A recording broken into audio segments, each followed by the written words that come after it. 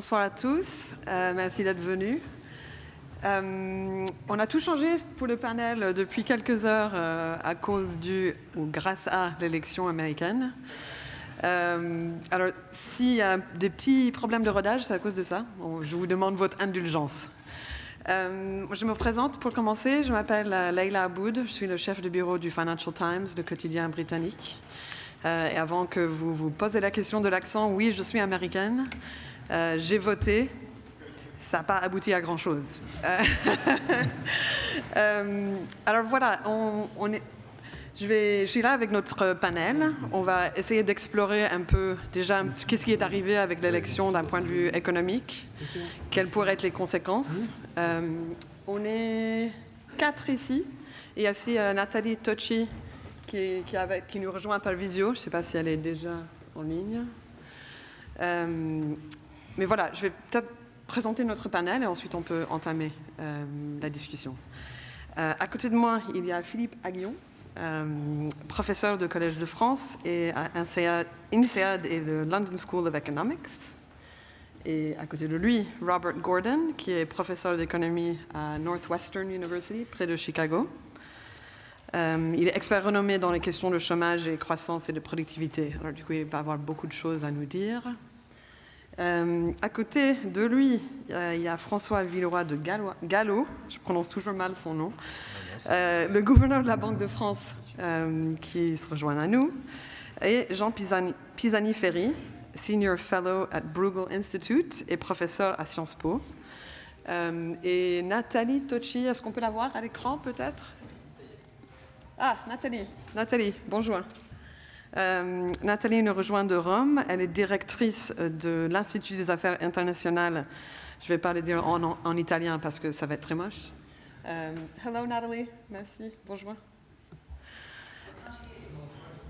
Oui, ben bon, ils vont allumer le micro plus tard. OK, moi je n'étais pas vraiment censée parler, mais vu que je suis la seule américaine sur le panel, moi j'ai la tâche de vous expliquer... Comment ?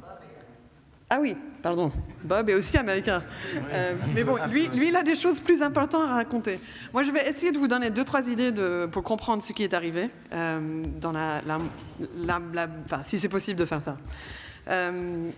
Mes très talentueux collègues au Financial Times ont fait plein de belles graphiques pour essayer d'analyser les ressorts du vote Trump, qu'est-ce qui a changé d'un niveau géographique et démographique depuis la dernière fois. Je ne sais pas si on peut mettre le premier slide. Déjà, je dirais la première leçon qu'on peut avoir de cette élection, c'est que finalement c'était une large victoire et que ce n'était pas du tout serré. On a passé des mois et des mois à penser que ça allait être serré, ce n'était pas serré du tout.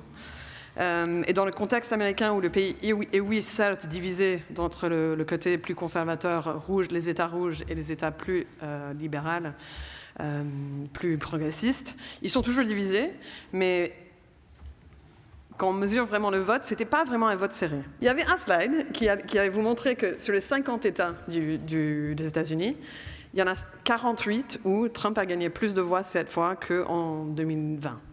Il n'y a que 2 États où ça n'a pas changé, où il a fait un score moindre. Ces 2 États sont l'État de Washington, très très bleu, et l'État de Utah, très très rouge. Mais ça vous dit tout, en fait, ce petit fait, parce que c'est pas un raz-de-marée, mais ça veut juste dire que sur plein de pans électoraux, il a gagné du terrain, ce qui lui a permis de gagner d'une manière, enfin, disons-le, une manière tranchée. Cette slide, celui qui était là, ça vous montre les questions qui ont motivé le vote. Évidemment, le rouge, c'est les électeurs de Harris. Ils étaient plus motivés par the state of democracy, voilà, si les États-Unis, la démocratie allait tenir, et le droit à l'avortement. Les personnes qui ont voté Trump, c'était l'économie, et un peu l'immigration. Voilà, c'est peut-être évident, mais c'est très parlant, je pense. Et, bon, j'ai tout frappé pour les slides, mais vous allez voir ça aussi. Ça, c'est toutes les catégories socio-professionnelles. Il a augmenté sa marge, son nombre de votes, avec quasiment tout le monde. Vous voyez bien, white non-college men, les hommes qui ont pas fait d'études supérieures. Ils sont très très hauts, ça c'est peut-être normal. Mais ça a progressé partout. Alors du coup, c'est pas juste de dire que c'est les personnes non éduquées ou qui vivent dans les États rouges profondes qui ont voté Trump. Presque quasiment tout le monde a voté plus Trump qu'avant. Tout le monde. Sauf les femmes blanches avec des niveaux d'études supérieurs. Je dis rien, mais bon, sachez que c'est comme ça. Et voilà. Ça, c'est juste 2-3 clés de lecture pour l'élection. Si vous voulez mon avis personnel, je pense que c'était vraiment l'économie. On s'est perdu dans plein d'hypothèses de ce qui pourrait arriver. Et finalement, le peuple américain, depuis quelques années, a comme beaucoup de pays, pris la crise de l'inflation en pleine gueule. Ils ne sont pas contents. Ils mettent ça sur le dos de le gouvernement qui est en place. Après, il va y avoir beaucoup plus de raisons plus détaillées et importantes, mais pour moi, ça, c'est le cœur du sujet. Mais je pense que c'est mieux si on passe aux autres. Merci pour votre écoute. Et ça va être Robert qui commence. So, I'm not going to talk about the American election right now. I've got a grand theory of the election outcome, which I hope I'll be able to talk about later. What I'm here to talk to you about are some differences between Europe and the US. And my talk is titled, It Goes Both Ways. There are a lot of things about Europe that people forget about. That where Europe is ahead, where the American standard of living is greatly exaggerated by differences between measured per capita income on both sides of the Atlantic. And so it does go both ways. You heard a lot about the Draghi report. You're going to hear more from Philippe about that. But I want to give you a balanced view that it goes both ways across the Atlantic. Here is a chart that goes on the left from 1950 to right now, 2024. The vertical lines show the dividing points of 1972, 1995, 2005, and 2019. The blue line shows you the ratio of European to American output per hour, and that's productivity. And you will notice the horizontal line at the middle, the upper part, is 100%. So between 1980 and 2005, European productivity level was actually higher than in the United States. This is the average of two different data sets that conflict somewhat. One is more optimistic for Europe than the other one, but this is the average, so this is a good compromise. So Europe caught up to the US starting way behind after World War II because of wartime destruction and chaos during the interwar years. And then after 1995, Europe fell back, partly because it did not somehow react to the computer revolution and information technology in the same way that the United States did. So it skipped the next slide for some reason, which showed that European output per hour output per person never did get up to 100%. It's lower than output per hour productivity because Europeans work fewer hours per person. And shown on the slides are the reasons for that. Europeans take longer vacations, so there was a steady decline up until 2000 in the number of hours each employee worked. That's leveled off. And the rest of the difference between productivity and the output per capita was in the number of employees per person. In the early years of the post-war, Europe had very low unemployment. Then it went to higher unemployment than the US, so employees per member of the population went down, and then that's improved. It's turned around. Europeans' relative unemployment has improved in the last 20 years. So that factor is no longer relevant. It's all differences in hours per employee, and that's not just long vacations. That's also things like the mandatory 35 hours a week. So the reason, in my view, about why Europe went up and then started coming down is that the nature of innovation changed after 1995 due to the information technology computer revolution.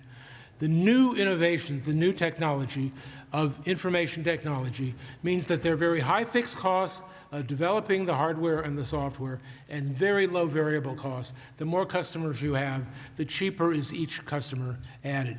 And this means that the great advantage was to the biggest economy, the one with the language that is most spoken around the developed world. So starting in the 1980s, we got the two big American personal computer software companies, Microsoft and Apple. After 1995, we got the big search engine company, Google, the big e-commerce company, Amazon, and after the smartphone was invented, we got the Apple iPhone and the Android, Google-owned competitor to the iPhone, and we got the worldwide company Facebook with its 2 billion users. So that was an enormous advantage for the U.S. That helps to explain the productivity turnaround. Now, what is the problem with Europe? I'm going to have to stop here because this is somehow skipping half the slides about what's right about Europe. So let me go through that a little bit. The first thing already that I've hinted at is that comparisons of output per capita that show Europe at 75% of the US ignore the role of longer vacations, which are valuable, and people in Europe value, and most Americans do not have. And so already, when you say Europe has 75% of the per capita income of the US, that doesn't mean that welfare is 75%. If you go down the list, the next item is that the US has a harsher climate. Much of the US has either hotter summers or colder winters or both. So we have to use more energy, and people have to pay for that energy in a way that is not true in much of the milder part of Europe. We have hurricanes, we have tornadoes, we have wildfires, all sorts of things you read about all the time that do not occur. Hurricanes do not happen in Europe. Tornadoes hardly ever happen in Europe. Then we have the prison population. We have 7 times per capita the prison population of Britain, France, Germany, or Spain. And why do we have so much crime? It's not that we unfairly put people in prison, we actually have more crime. And one reason we have more crime is we have this absolutely limitless supply of guns that are completely, largely unregulated, particularly by European standards. And on top of that, we used to at least, put a lot of people in prison for their use of drugs. And we have prison sentences that are much too long for the use of drugs. Life is less secure in the United States. Not only do we have more income inequality, we have a Gini coefficient. You all know what the Gini coefficient is. It's 1 if everybody is totally unequal, if all the money goes to one person. It's 0 if everybody is equal. So the US Gini coefficient is 48. The Gini coefficient in France is 30. Huge difference. The average chief executive officer in the United States gets 300 times the income of the average worker, far different. We have less security. We do not have paid parental leave. We do not have paid subsidized child care. We do not have a government-supported medical care system. The medical care system in the United States takes 17% of GDP compared to 8 to 10% in most European countries. And for the average American family that has private medical insurance, usually paid for partly by the employer and partly by the person, is $25,000 a year for medical insurance. And that means to the extent that it's paid for by the employer, the wage is less after deducting the cost of all this medical insurance than it appears in the nationwide GDP statistics. And finally, happiness. There are worldwide happiness indexes per country. The US is nowhere near the top 10. 5 countries in the top 10, Norway, Sweden, Finland, Denmark, and Switzerland. You can see it. We've been in France for a few days, and you can see the higher level of standard of living everywhere, even if productivity is not always the same. So let's go back now to the other side. Why did European productivity slow down? I've already suggested the first reason that information technology has put the advantage to large scale. And so what's the problem? Doesn't Europe have enough people? It's got 430 million people in these 17 countries, and of course more in Eastern Europe, 100 million more than the US. So what's the problem? The problem, first of all, we have language barriers. Information technology yields smaller returns when you have a smaller country duplicating the research of 27 other nations with different research and different languages. Each EU country determines its own taxes and spending. The overall European Union budget is very small, and it's too small to have the scale of support of research in the United States that comes from the National Science Foundation, the National Institutes of Health. The total budget in the United States of those two research-based institutes that grant research to individual academics or medical doctors or medical researchers based not on favoritism, not on affiliation, but based on peer review of the merits of the research. The budget for that is $57 billion, which is only a quarter of 1% of GDP. But as Philippe was saying this morning, there's nothing like it in Europe. In Europe, I think there's, and I'm not the only person who thinks, there's too much regulation. There's too much emphasis on stopping companies from merging and becoming bigger in a world where scale pays off. I've read that there are 102 different mobile phone operators in Europe, and their prices are low, but it means they don't have enough money to invest in the latest technology.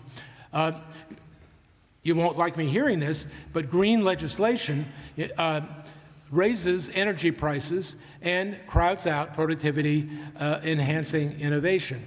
You have to spend a lot of money, not only building renewable energy, solar farms and wind, and the batteries to span the period when they're not operating, but you have to replace internal combustion engine auto factories with EV factories. You have to replace all the fossil fuel heating in the homes and businesses and commercial office buildings with electricity. Then you have to build a whole new electric generating plants to make the electricity for the electric vehicles, for all the electric heating.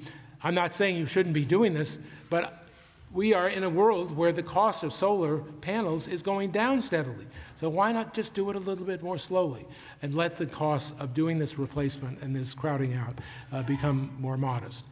Another U.S.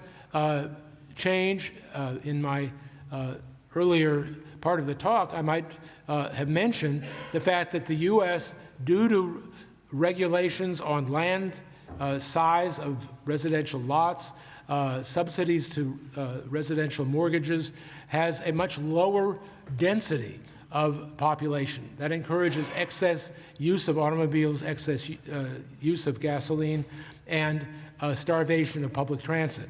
So again, another favorable thing for Europe, but the U.S. got the benefit for productivity because all these spread out suburbs have enormous land that has facilitated the development of big box, very efficient retailers called Walmart, Costco, Home Depot, Best Buy, all these huge retail stores where people can go in and buy lots of stuff to put in their cars to take home at low prices and high productivity. What about the innovation problem? Sweden and Switzerland are among the top countries in the world for innovation per capita, but they're too small to make a difference. There have been relatively few new companies in the big European central countries of Germany, France, Spain, and the UK. It has been said, and this is again an intro to the Draghi report, that Europe has become a museum of bygone industries. If you look at the list of the top 10 market capitalization European companies, almost all of them existed 20 years ago, whereas the list of the top 10 American companies, almost none of them existed 20 years ago. So again, we need a centralized EU budget with bonds backed by the European Central Bank to fund and subsidize IT and innovation. There are some unique advantages that the United States has that Europe cannot duplicate. We have this enormous quantity of fossil fuels under the ground. We have fracking. We are now the largest oil producer and producer of natural gas in the world. It's increased a lot in the last 10 years, so we're now self-sufficient, and we have enough natural gas to send a lot of it by sea as liquid natural gas to help Europe get through the problem created by the Ukrainian war. As you all know, the U.S. has what is called the exorbitant privilege of being the world's reserve currency, which means that we can run large fiscal deficits and have them financed by other countries accumulating reserves. Why has the U.S. economy grown by 10% in the last 4.5 years compared to much slower growth in developed Europe? It's no secret, it's old-fashioned fiscal stimulus. We have had a ratio of government deficits to GDP of 13% in 2021, 6% every year since 2021, and no political pressure at all to get rid of these deficits. Both presidential candidates came up with all sorts of new programs to spend more money or to cut more taxes without any feedback from the public. So a final U.S. advantage, Philippe talked about this morning, is that we have much more developed financial markets, partly because of the scale of the economy. We have venture capital, private equity, and we have a large surplus in the market capitalization of the U.S. stock market compared to Europe. If you look up the numbers, the market capitalization of the U.S. stock market is 200 times GDP compared to 50% for Europe.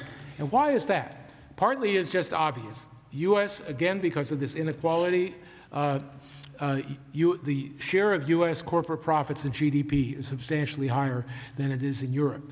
Executives of corporations are paid much of their compensation in stock options, so they put their excess wealth back into the stock market. Much more of American retirement funding goes into the stock market, whereas in Europe, it's in public pensions that go into government bonds, and people are much more likely to put their money into banks than into the stock market. And then we get a virtuous circle. We get these capital gains creating more wealth, which puts more money into the stock market, the stock market in the U.S. went up 3% today, which means cumulatively 22% so far in 2024 of gains in wealth in the U.S. stock market. So here are the conclusions. We need in Europe a unified EU budget, if not for the whole thing, at least for innovation, R&D, and higher education. We need to encourage scale by moving toward a common language, and you can guess which one I recommend. We need, and I have my policy recommendations for the U.S., both sides of the Atlantic should admit more skilled immigrants, more legal immigrants, the way Australia does, the way Canada does, much bigger percent of the population. As I mentioned this morning, we have these big American companies that have been founded in the last 20 or 30 years. Apple was founded by Steve Jobs, who was the son of a Syrian immigrant. Google was founded by Sergey Brin, who was a Russian immigrant. We have all sorts of skill around the world that can be brought into Europe, brought into the U.S. through the encouragement of high-skilled immigration. I don't mean wildly open borders. I just mean language tests, skill tests, education tests. We need, finally, a drastic cut in environmental and permitting regulations. I read The Economist every week.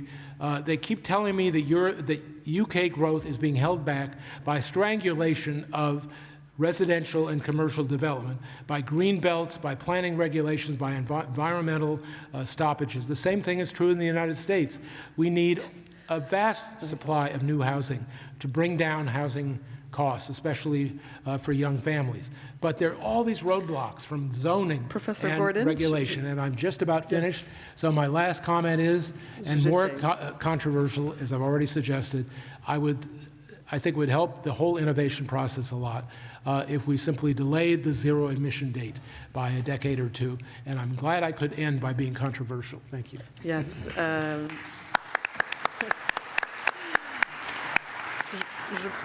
Je pense qu'il y a plusieurs idées sur les conclusions de Professeur Gordon que le nouveau président ne va pas trop aimer. Mais bon, on passe la parole à Philippe Aghion. Merci beaucoup.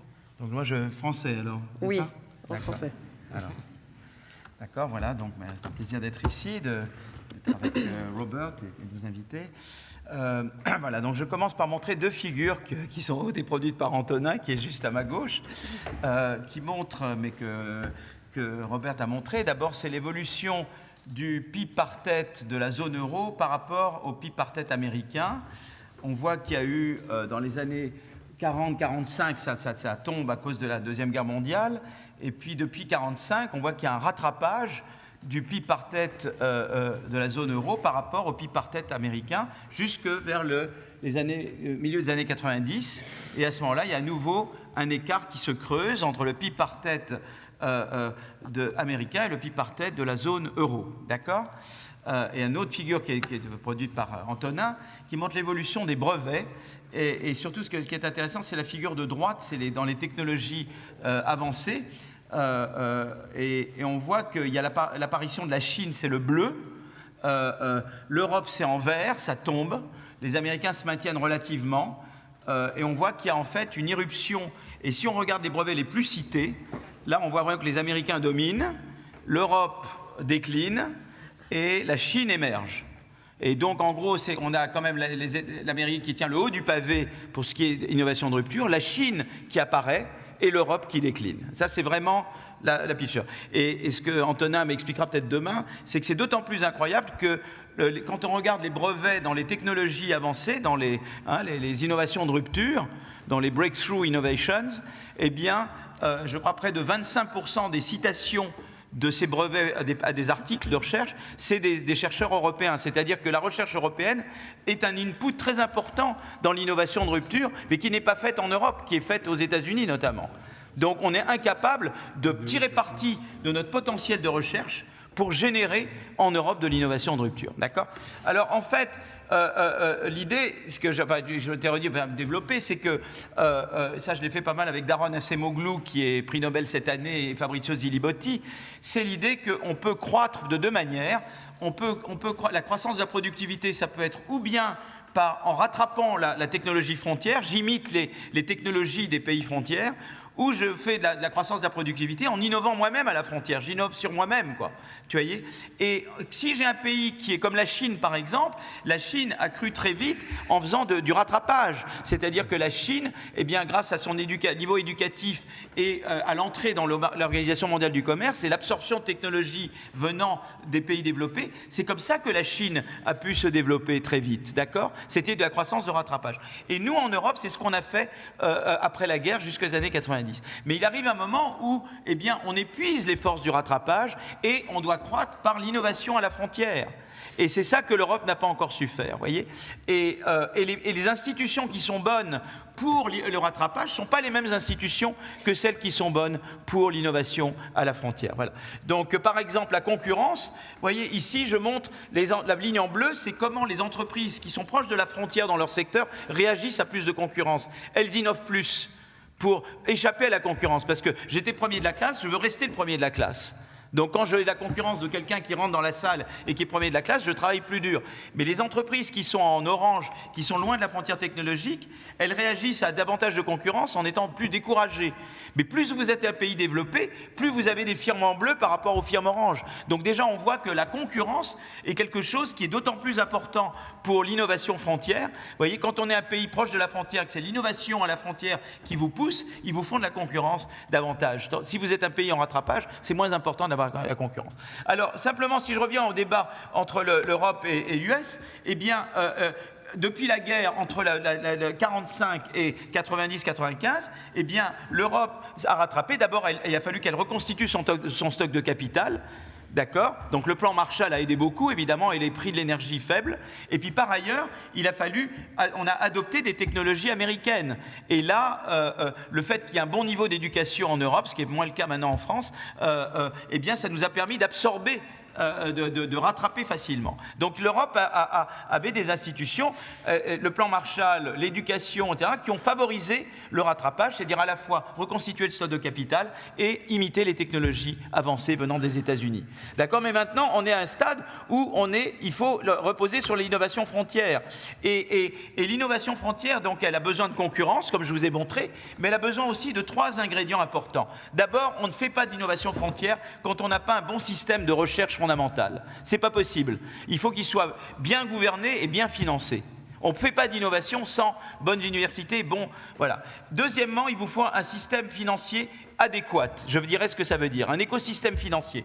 Et troisièmement, il vous faut des politiques industrielles adaptées dans des domaines stratégiques. Alors, je vais vous montrer que tout ça manque. Qu'est-ce que c'est qu'est-ce qu'il faut pour la recherche fondamentale? Les Américains, ils ont des universités très bien financées. Ils ont des agences gouvernementales comme la National Science Foundation, la National Institute of Health, qui financent la recherche fondamentale. Et ils ont des fondations privées comme le Howard Hughes Medical Investigator qui parient sur des chercheurs à long terme. Nous, on n'a rien en France pour financer vraiment des chercheurs prometteurs à long terme. Tout ça, ils ont cet écosystème aux États-Unis. C'est pour ça qu'ils sont très bons en recherche, qu'ils attirent nos meilleurs chercheurs. D'accord? Ça, c'est la partie recherche. La deuxième partie, c'est l'écosystème. Quand on veut faire de l'innovation frontière, c'est risqué, il vous faut du capital risque. Le financement bancaire n'est pas adapté, ce n'est pas le meilleur truc. J'aime beaucoup les banques, mais ce n'est pas la meilleure manière, parce que les banques, elles ne vont pas prendre les risques que les venture capitalistes prennent. Le venture capitaliste, par exemple, j'ai Robert, il est une start-up, qu'est-ce que je fais? Moi, je suis venture capitaliste, je lui dis, écoute, je prends une partie, quand ça va bien, je prends une partie des profits et je peux contrôler ce que tu fais. Je suis comme un parent, je te guide, mais je te donne aussi du savoir, tu vois. Et à mesure que Robert va progresser, va prospérer, je vais lui laisser davantage de droits de contrôle et je vais davantage dire tu prends une plus grande partie des revenus. Mais tu vois, au début, comme il n'a pas de sûreté, tu vois, il n'a pas de collatéral, comme on dit en anglais, je suis obligé de prendre des droits de contrôle et de partager une partie des profits. Ça, c'est ce que fait le venture capitaliste. La banque ne fait rien de tout ça. Donc, pour les startups, les Américains, ils ont le venture capital. Et puis, quand l'entreprise devient plus grande, pour financer l'innovation dans des entreprises plus grandes, c'est institutional investors, les fonds de pension et les fonds mutuels. Évidemment, fonds de pension beaucoup plus développés parce que la retraite chez eux est par capitalisation et pas par répartition. D'accord? Donc la troisième chose, donc par exemple, là, ça montre que ce diagramme montre que en fait, les capital risqueurs, ils financent, ils vont là, le gros bâton, c'est là où on est très innovant. Ils savent sélectionner les gens innovants. Et ce que montrent mes co-auteurs, c'est que non seulement ils savent sélectionner les gens innovants, mais quand ils reçoivent du venture capital, ils deviennent encore plus innovants. Donc le venture capital, ça marche très bien aux États-Unis. Les investisseurs institutionnels, ce diagramme montre que par toute mesure d'innovation dans les grandes entreprises, elles innovent beaucoup plus quand c'est la première ligne, quand la part des investisseurs institutionnels est importante. Parce qu'ils protègent les managers des grandes boîtes et ils leur disent vous prenez des risques, mais nous on est là pour vous protéger. Et il y a ce rôle qui est, aux États-Unis, on encourage la prise de risque, on ne punit pas l'échec à court terme et on récompense le succès à long terme. Et le venture capital fait ça. Bon, je ne veux pas être trop long. La dernière chose, c'est la politique industrielle. Vous avez encore 3 minutes, c'est bon. Oui, j'en prendrai 5. Bon. Alors, les politiques industrielles, ils ont inventé la DARPA. Dans les années 50, les États-Unis étaient en concurrence avec l'Union soviétique dans l'espace et la défense. Il fallait notamment, ils avaient mis Gagarin dans l'espace, les Russes, il fallait mettre un homme dans l'espace en 2 ans. Donc la recherche de base avait été faite, il y avait une mission qui était mettre un homme dans l'espace. Eh bien, les Américains, ils ont inventé la DARPA, la Defense Advanced Research Project Agency. L'argent vient d'en haut, il y a des chefs d'équipe qui viennent du milieu académique ou de l'industrie, et on leur dit, tu peux faire ce que tu veux, tu peux faire appel de manière concurrente à des entreprises pour atteindre ce but. Et c'est ce qu'ils ont fait. Le DARPA a donné lieu au GPS, à l'Internet. Toutes ces innovations-là sont indirectement ou directement des conséquences de la DARPA. Puis ils ont fait la BARDA, la Biomedical Advanced Research Development Authority. Ça, c'est la même chose pour les vaccins. Si vous êtes tous là aujourd'hui, c'est grâce à la BARDA. Parce que qu'est-ce qu'ils ont fait? Il y avait l'ARN messager, la technologie de base, d'accord? Eh bien, ils ont fait pareil, les Américains. Ils ont dit, écoutez, dans un an, il faut production de masse de vaccins ARN messager. Et ils ont fait l'équivalent de la DARPA pour le biotech, qui est la BARDA. Et Pfizer, il y avait plein de labs européens, ils ont été se faire financer avec la BARDA. Nous n'avions rien en Europe d'équivalent à la BARDA. D'accord? Donc voilà. Et donc ils ont tout cet écosystème. Alors je veux dire maintenant le problème de l'Europe. On arrive à l'Europe. L'Europe est un géant réglementaire et un nain budgétaire. L'Europe, elle est hayekienne. Tout est fait en Europe pour empêcher les pays d'investir, en fait. Parce qu'on est complètement gouverné par la Bundesbank, en fait. C'est ça, pas complètement. Bon, alors quel est le... Je suis un peu... Non, je fais exprès de provoquer mon voisin. Bon, alors l'Europe, quel est le syndrome européen? Quels sont les piliers de la politique européenne? Il y a le pacte de stabilité qui dit qu'il ne faut pas plus que 3%, que le déficit doit être pas plus que 3% du PIB.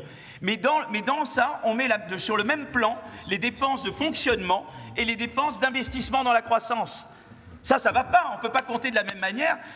La croissance, c'est ce qui permet de repayer la dette demain. On ne peut pas mettre sur le même plan les dépenses de fonctionnement et les dépenses... Deuxième chose, la politique de concurrence. Au nom de la politique de concurrence en Europe, on empêche toute politique industrielle, toute aide sectorielle d'État. Ce n'est pas possible. Il faut une politique industrielle genre DARPA avec de la concurrence. Troisièmement, le budget européen, c'est 1% du PIB. Il est rikiki, le budget européen. C'est une rigolade. Donc il faut pouvoir emprunter. Il faut pouvoir un vrai budget pour investir. Et en fait, Draghi, c'est quoi? J'ai presque terminé. Draghi, c'est de dire, il faut que je mette l'Europe au standard américain. Il nous faut d'abord un écosystème financier d'innovation, c'est-à-dire des marchés de capitaux beaucoup plus unifiés et du capital risque, moins de financement bancaire, tout ça, et des investisseurs institutionnels. Deuxièmement, il nous faut un marché unique, véritablement unique. En fait, il ne l'est pas. Le marché des biens et services en Europe est très divisé parce que chaque pays ajoute ses réglementations. Ça, c'est pas possible. Il vous faut un vrai marché unique. Et troisièmement, il vous faut une vraie politique d'innovation. Il vous faut une ERC, une European Research Council, pour les institutions également, pour permettre de financer des chercheurs à long terme. Et il vous faut les DARPA, l'équivalent des DARPA. Nous n'avons rien en Europe qui correspond aux DARPA. La European Innovation Council, c'est du pipeau, ce n'est absolument pas du DARPA. Ça n'a rien à voir avec des DARPA, d'accord? Alors Draghi, donc le problème simplement, et je termine là, le problème c'est que les pays européens ne se coordonnent que quand ils font face à des urgences, la crise financière, le Covid et l'Ukraine. Eh bien, mon espoir, c'est que l'élection de Trump aura le même effet boosting, l'effet stimulant, c'est qu'on va se dire maintenant, le décrochage technologique, c'est également une urgence, au même titre que l'Ukraine et au même titre que le Covid. Il faut qu'on endigue ce décrochage européen et qu'on applique les recommandations du plan Draghi. Donc maintenant, il faut donner tout le soutien à Draghi parce qu'il a la bonne cause, les gens ne le prennent pas au sérieux pour le moment et il faut prendre Draghi très au sérieux. Merci beaucoup. Oui.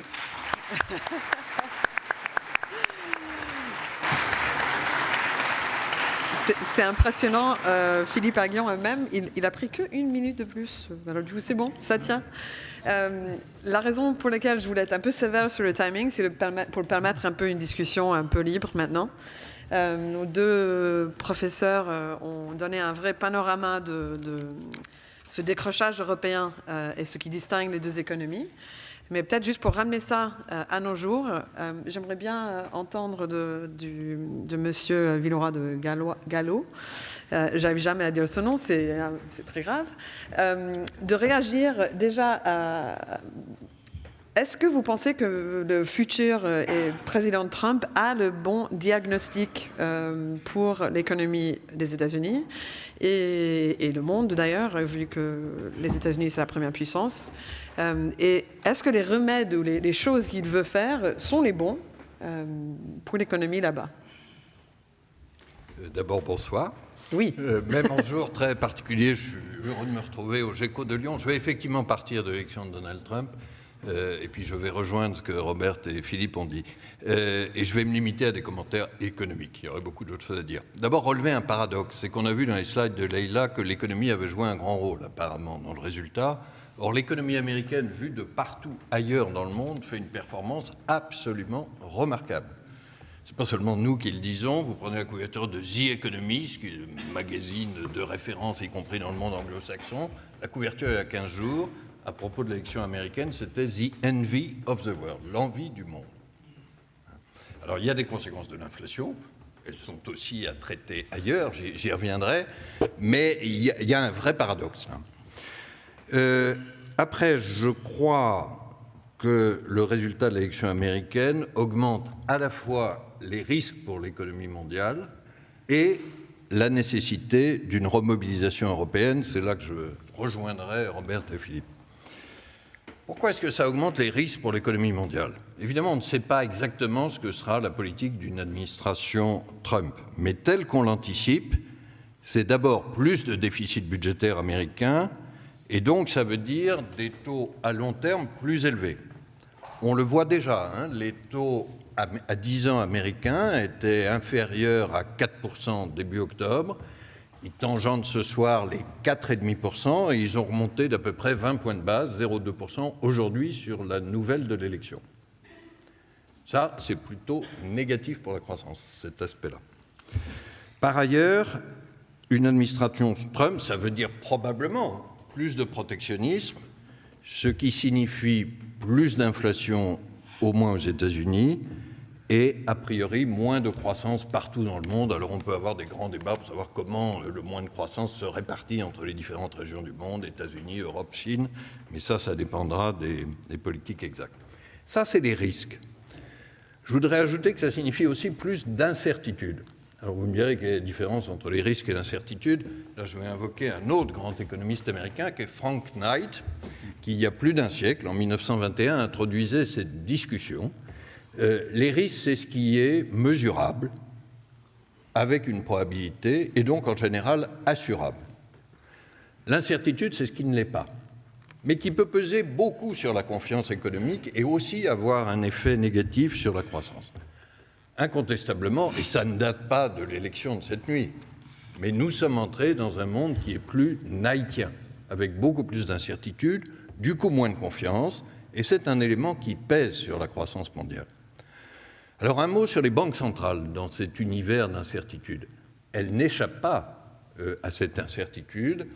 Je crois simplement qu'un de nos rôles, c'est d'essayer d'être absorbeur de cette incertitude en particulier. On ne la fait pas disparaître et de garantir autant que possible deux ancres dans ce paysage, la stabilité des prix autour de l'objectif de 2%, d'inflation et la stabilité financière. Et il faudra probablement qu'on soit assez attentif là-dessus. Alors, je glisse à ce propos un petit mot sur la provocation amicale de Philippe Aghion. Vous avez bien compris que c'était un petit coup de patte amical en disant « mais la politique en Europe, c'est la politique de la Bundesbank ». Je ne suis pas sûr que mon collègue et ami Joachim Nagel, président de la Bundesbank, soit tout à fait conscient de ça, ni soit d'accord. Et moi, j'en suis pas conscient non plus. Ça fait 9 ans que je participe au Conseil des gouverneurs. Je peux témoigner que j'ai jamais eu l'impression d'un diktat de la Bundesbank. Si on était très inquiet sur la politique monétaire européenne, mais ce n'est pas l'objet de notre discussion aujourd'hui, je rappelle juste un simple fait, que par rapport à des inflations qui sont assez voisines aujourd'hui, les taux d'intérêt de la Banque centrale européenne, c'est 3,25%. Il y aura probablement d'autres baisses. Aux États-Unis, on va voir ce que la Fed décide, mais c'est entre 4,75 et 5 aujourd'hui, et en Angleterre, c'est 5. Hein. Donc il y a quand même une assez bonne efficacité de la Banque centrale européenne. Alors là où je vais rejoindre mes deux voisins de gauche, j'ai dit l'élection de Donald Trump, ça signifie plus de risques pour l'économie mondiale, mais ça implique aussi, et là je crois que nous sommes tous les trois très convergents, la nécessité d'une remobilisation européenne. Au passage, d'ailleurs, je ne crois pas que la politique monétaire joue un rôle absolument central. Certains d'entre vous se souviennent peut-être de cette phrase qu'on répétait beaucoup dans la décennie précédente, je vais la dire en anglais, Monetary policy should not be the only game in town, ne doit pas être le seul jeu sur scène. Je crois que d'autres éléments de politique économique, tels qu'ils ont été évoqués, sont extrêmement importants. L'Europe aborde cette nouvelle donne avec des faiblesses évidentes. Le retard technologique, on en a parlé, et la division politique. Mais le rapport Draghi nous a donné effectivement un diagnostic lucide, mais aussi la feuille de route de la remobilisation nécessaire. Alors je ne vais pas rentrer dans le détail, je le ferai un peu plus tard, Leïla, mais moi je conclurai là-dessus en disant que l'élection américaine doit sonner le réveil européen, le wake-up call en anglais, après un trop long engourdissement, et cet engourdissement, on sait le dater à partir de vos premiers slides, c'est je ne veux pas dire un sommeil, mais un engourdissement d'une trentaine d'années. il est temps que la Belle au bois dormant se réveille énergiquement. Merci beaucoup.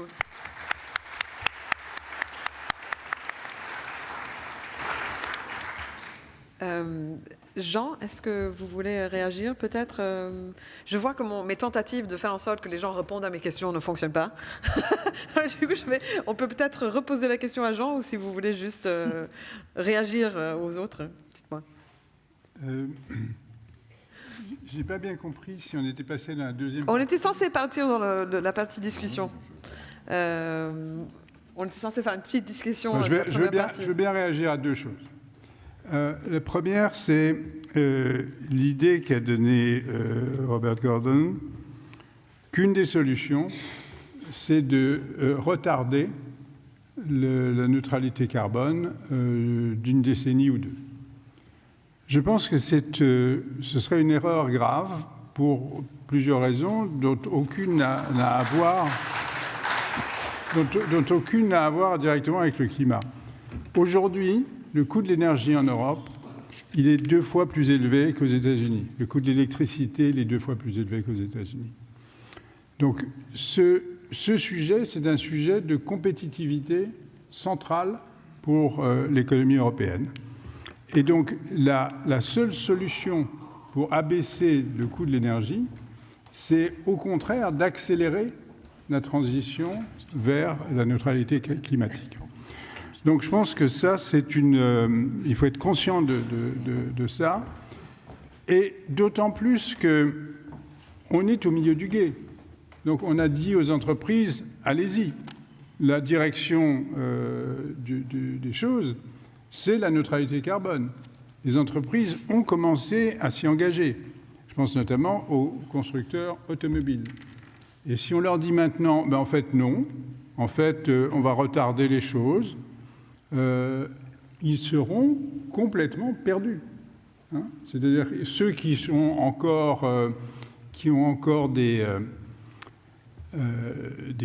modèles attractifs à combustion interne. Donc ça, ce sont, disons, le haut du panier des constructeurs allemands. Peut-être que ça correspond à leurs vœux. Mais pour tous les autres constructeurs européens, ce n'est pas du tout le cas.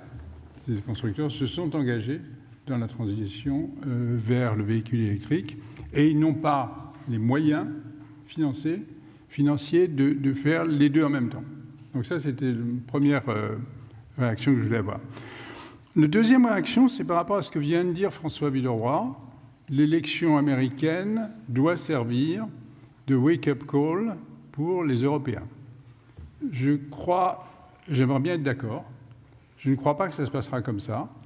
Je crois que Donald Trump va immédiatement se mettre à essayer de diviser les Européens. Il va les diviser sur la question des surplus, en attaquant les pays à surplus, notamment l'Allemagne. Il n'a aucune considération pour l'Union européenne. Il faut se rappeler que pendant son premier mandat, il a dit l'Union européenne a été créée to take advantage of the US. Donc je ne crois pas qu'il va changer d'attitude. Au contraire, je pense qu'il va essayer plus encore de diviser. Et je pense que le grand problème, c'est que l'Europe risque d'être susceptible de se diviser.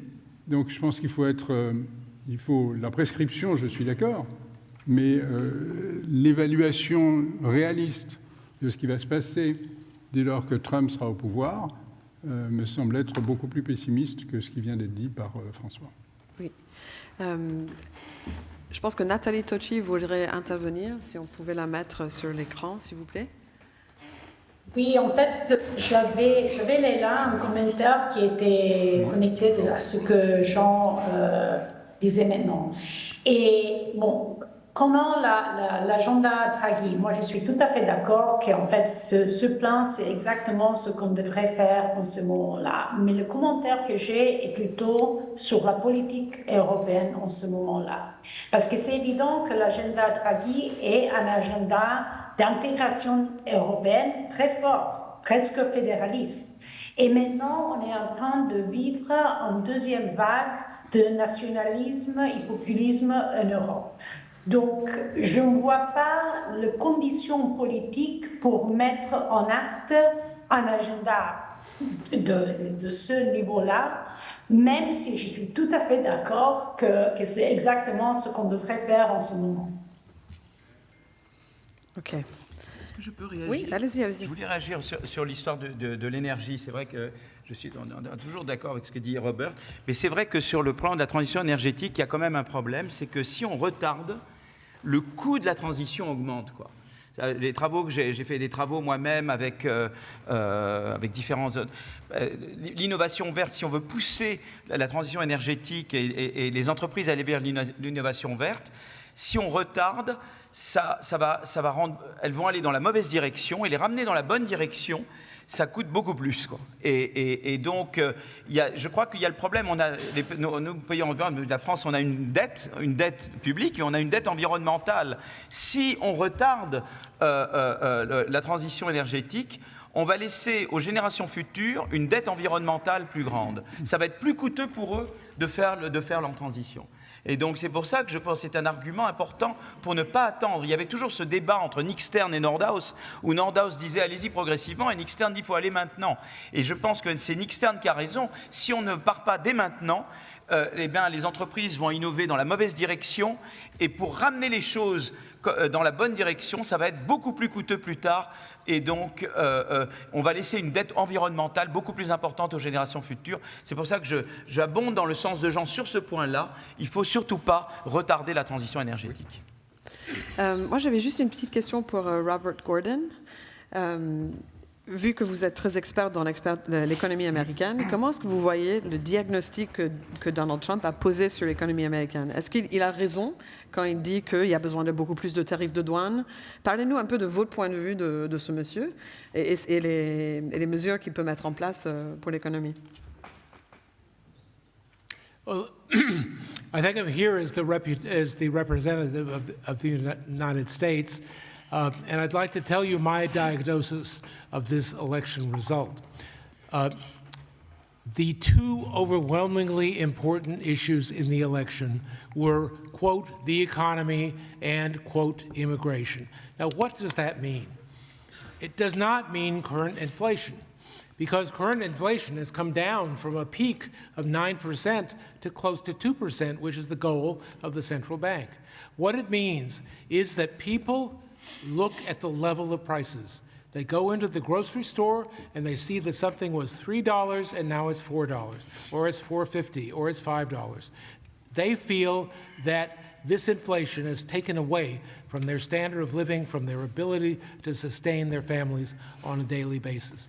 And so it's the cumulative inflation that has occurred during the Biden administration compared to their memory of only 2% inflation under Trump in the previous 4 years. It's that contrast that is what is meant by inflation being the big issue. The second big issue was immigration, the absolutely inexplicable decision of the Biden administration to open the borders to millions and millions and millions of illegal aliens coming into the country, and it didn't just crowd the border states on the southern United States. The governor of Texas put hundreds and thousands of illegal immigrants onto buses and sent them to New York, sent them to Chicago. It has cost New York more than $1 billion, Chicago $500 million to take care of all of these illegal immigrants.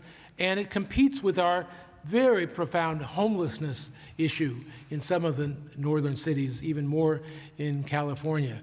So the popular reaction is that even though we're not doing much to help the homeless, having all of these immigrants coming in without any financial resources, it just strains the budgets and puts, we have beggars on the street outside of our supermarket of these immigrants. So it's extremely unpopular, not just among Republicans, but among everyone.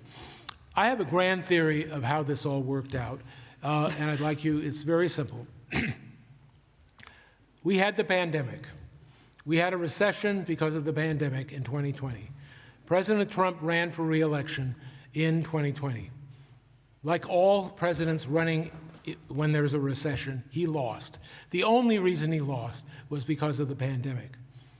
If we had no pandemic, we would have had Trump reelected for a second term. The inflation would have happened under Trump.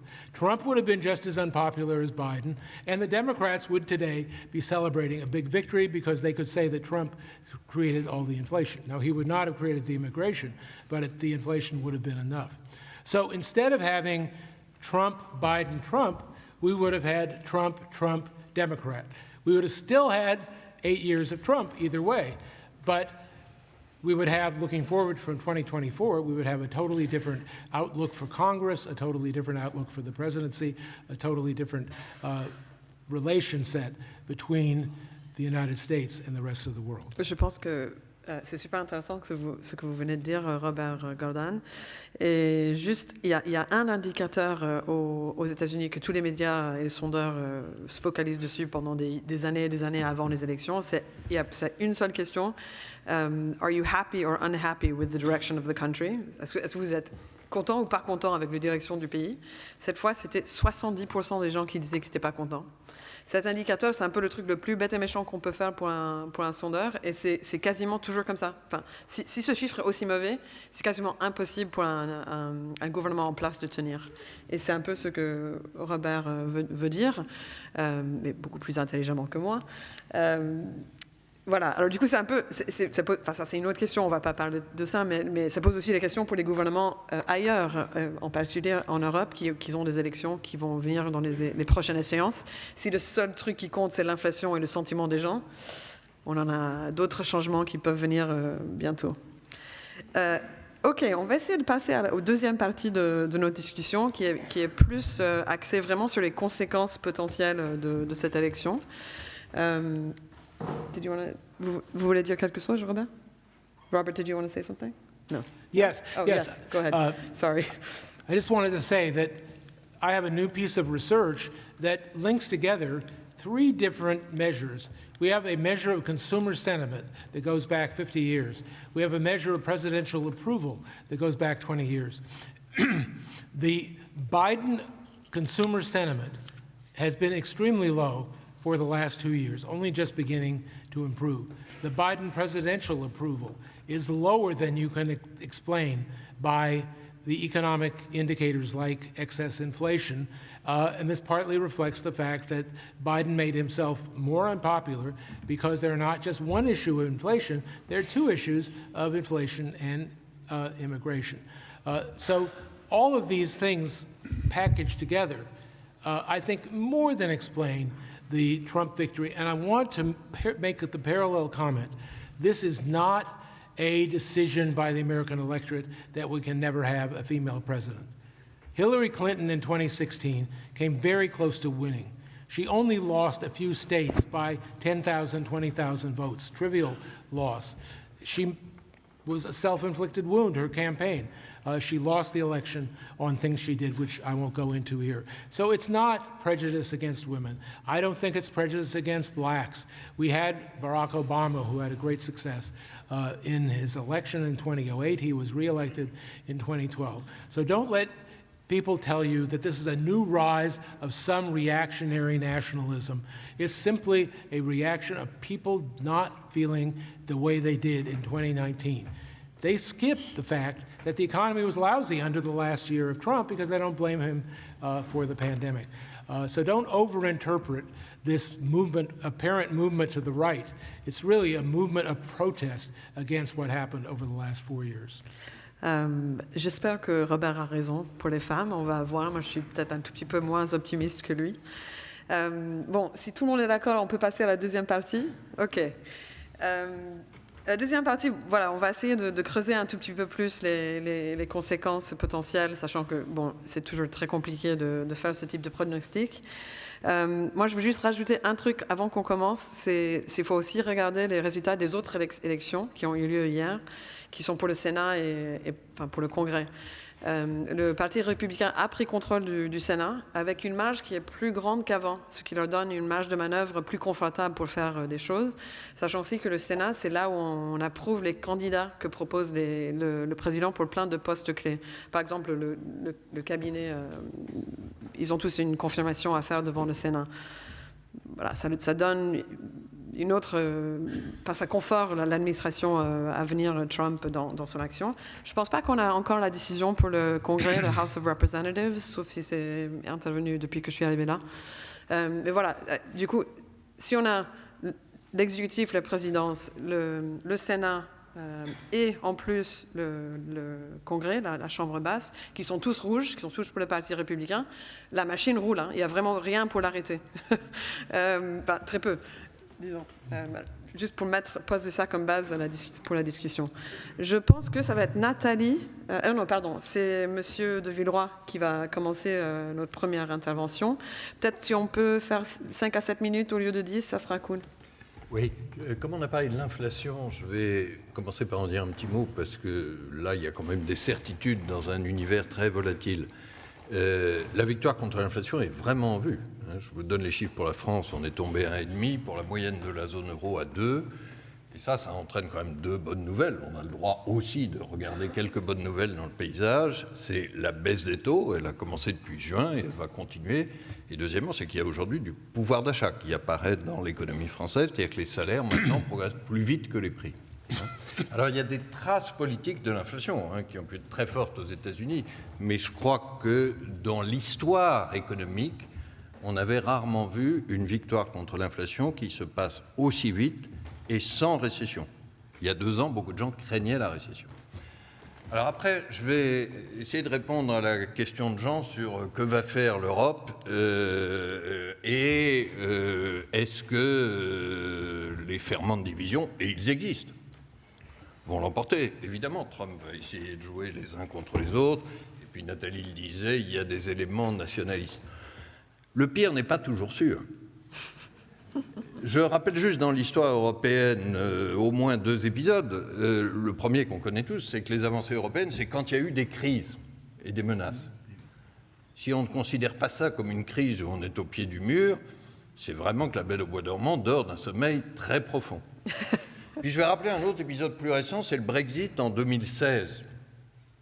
Souvenez-vous, et je le dis avec beaucoup d'amitié pour nos amis anglais, on avait dit la diplomatie anglaise, qui est la meilleure du monde, va évidemment diviser les 27, en jouant les uns contre les autres, les biens contre les services, l'automobile allemande, etc. Bon. Eh bien, la diplomatie britannique est décidément la meilleure du monde parce qu'elle a réussi à réconcilier les 27 et qui ont tenu. Alors, on va voir ce qui se passe. On n'est pas sûr de réussir. Mais enfin, on va quand même citer un grand Européen qui est Gramsci. Je crois qu'il faut avoir le pessimisme de l'intelligence, effectivement, ce soir, mais aussi l'optimisme de la volonté. J'aime pas le mot optimisme, d'ailleurs. Mais alors ça nous ramène au rapport Draghi. On ne va pas rentrer dans le détail du rapport Draghi. Il y a certaines des mesures, d'ailleurs, qui ont été détaillées par Philippe. Le rapport Draghi, au passage, je ne sais pas si certains d'entre vous l'ont lu, il fait 400 pages. Donc, on en parle tous savamment. Mais je vais juste essayer de proposer rapidement une cartographie du rapport Draghi. D'abord, qu'est-ce qu'on doit faire en termes de périmètre ? Je crois qu'on doit faire Draghi moins un élément qui a été retenu par la presse, qui est extrêmement controversé en Europe, c'est les eurobonds. Si on commence par les eurobonds, on bloque tout de suite. Or, il y a plein d'autres choses dans le rapport Draghi. Les eurobonds viendront sans doute, j'espère, à un moment. Mais il y a plein d'éléments structurels, j'y reviendrai. Ça, c'est un moins. Et il y a un plus, c'est le rapport Letta, dont on a moins parlé. Un autre ancien Premier ministre italien, c'est une denrée très précieuse en Europe, qui a fait au mois d'avril un rapport très intéressant sur l'approfondissement du marché unique. Ça, c'est le périmètre. Draghi, moins les eurobonds, plus Letta. Pour décrire le contenu, je vais vous proposer une multiplication assez simple. La taille multipliée par le muscle, multipliée par la vitesse. La taille, c'est l'approfondissement du marché unique. C'est un très grand atout des Européens. Quand vous regardez la taille du marché unique européen, économiquement, il pèse autant aujourd'hui que le marché unique américain. Mais il est beaucoup moins intégré. Robert Gordon, notamment, l'a dit. Il y a un chiffrage du FMI, prenez-le comme un ordre de grandeur. Le FMI dit si on diminuait de 10% simplement, 10% des obstacles qui existent encore dans le marché unique, notamment dans les services, on pourrait faire 7% de croissance supplémentaire en Europe. C'est peut-être pas 7%, mais c'est significatif. Toujours dans la taille, je crois qu'il est très important de remettre un contrôle des aides d'État nationales, parce qu'aujourd'hui, il y a une surenchère entre les différents pays, y compris France et Allemagne, pour attirer les investisseurs étrangers. C'est budgétairement très coûteux et économiquement inefficace. Et enfin, ça a été dit, il faut avoir une politique de la concurrence à l'échelle européenne. Christine Lagarde l'a d'ailleurs dit hier à Paris. Ça, c'est la taille. Le muscle, c'est la puissance financière. Et j'encapsule, si j'ose dire, ce qu'ont dit mes deux voisins. Les Européens ont la grande chance d'avoir une épargne. Ils ont face à ça des besoins d'investissement très importants. On peut discuter des chiffrages exacts. C'est un chiffre choc du rapport Draghi, 800 milliards d'investissements supplémentaires par an pour faire la transition numérique, plus la transition climatique ou écologique, plus la défense. Jean Pisani a fait un rapport absolument excellent sur la transition climatique en France.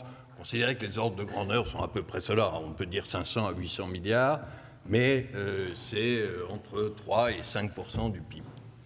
En face de ça, on a quand même une ressource qu'on utilise très mal, c'est l'épargne privée européenne.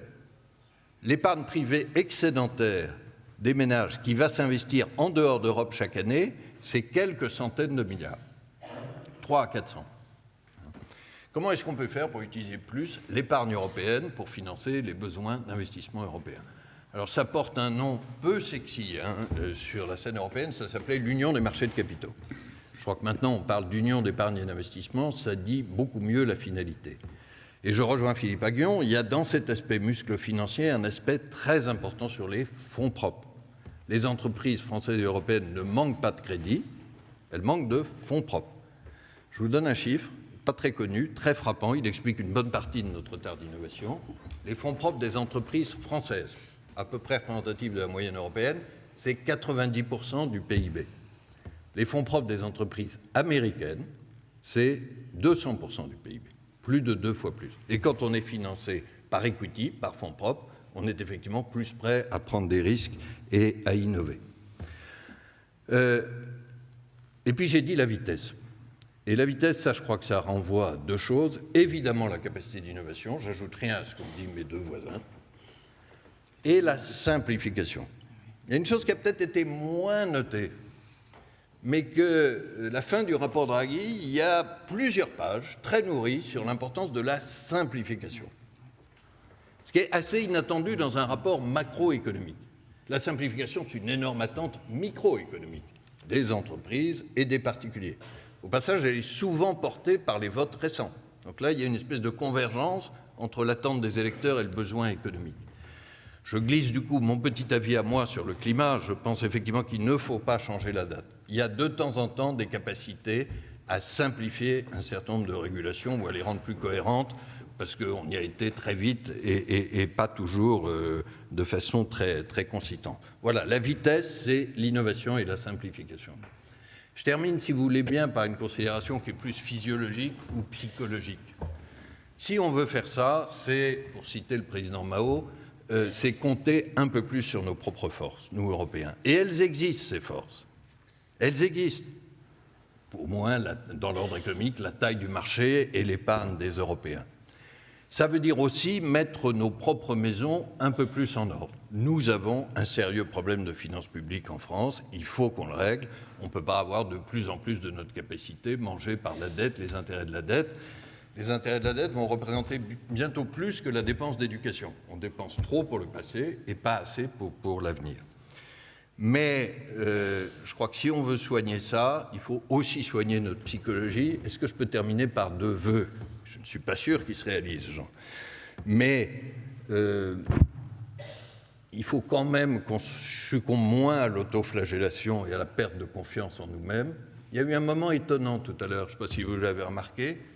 Il a fallu qu'un grand économiste américain, Robert Gordon, vienne nous dire un certain nombre des atouts de l'Europe.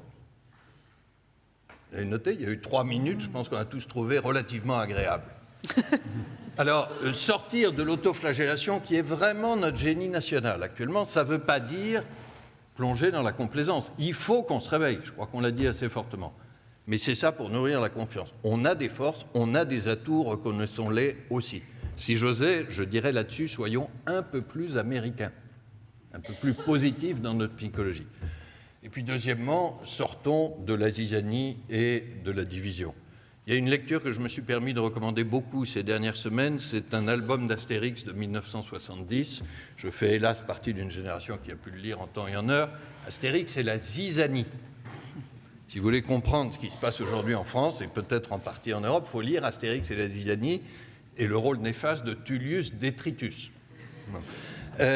Alors nous, on a le choix.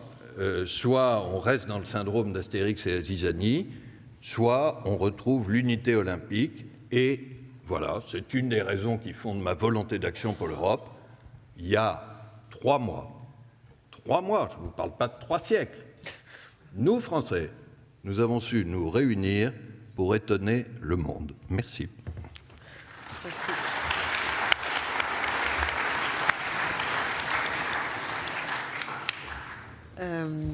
Je pense qu'on va passer à Nathalie Tocci, qui est sur l'écran. Voilà. Merci Leila, merci à tous. Alors là, je commence avec une chose assez claire, assez simple. La victoire de Donald Trump, en fait, n'était pas une surprise. Il y a les Européennes qui, en fait, s'inquiètent du retour de Donald Trump depuis plus qu'un an. Mais le problème est qu'au net de cette inquiétude, jusqu'à maintenant, il n'y a pas eu beaucoup d'actions.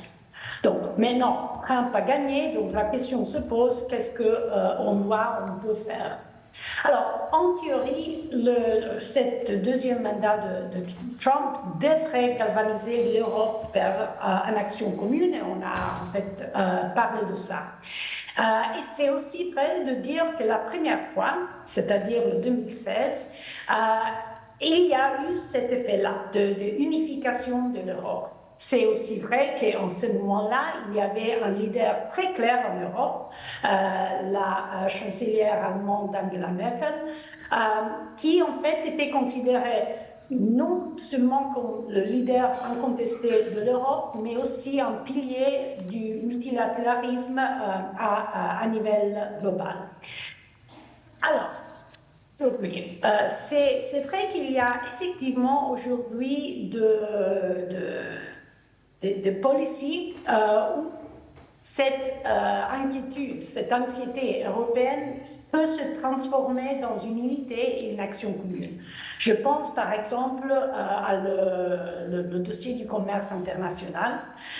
C'est vrai que dans ce matière-là, il y a eu de planning depuis le dernier an, et le fait que, bien sûr, la compétence de cette matière-là réside à Bruxelles est évidemment un avantage.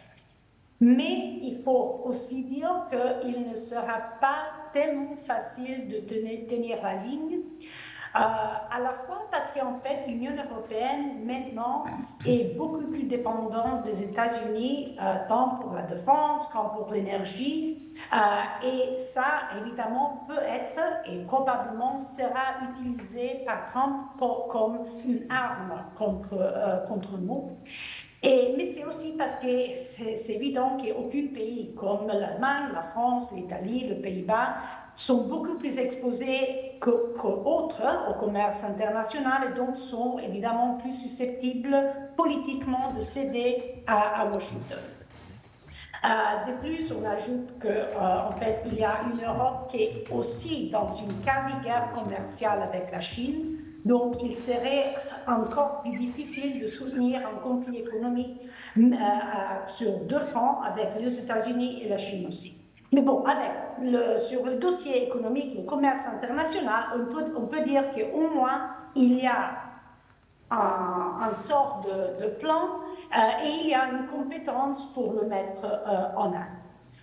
Le matière où je suis beaucoup plus inquiète est en fait ce qui concerne la sécurité et la défense. Alors, là aussi, on parle depuis 2 mois de plus que d'une défense européenne, possiblement avec un fonds européen de plusieurs milliards d'euros financés par l'émission de dette commune. Et c'est vrai qu'il y a une constellation de pays européens qui sont prêts à aller dans cette direction-là.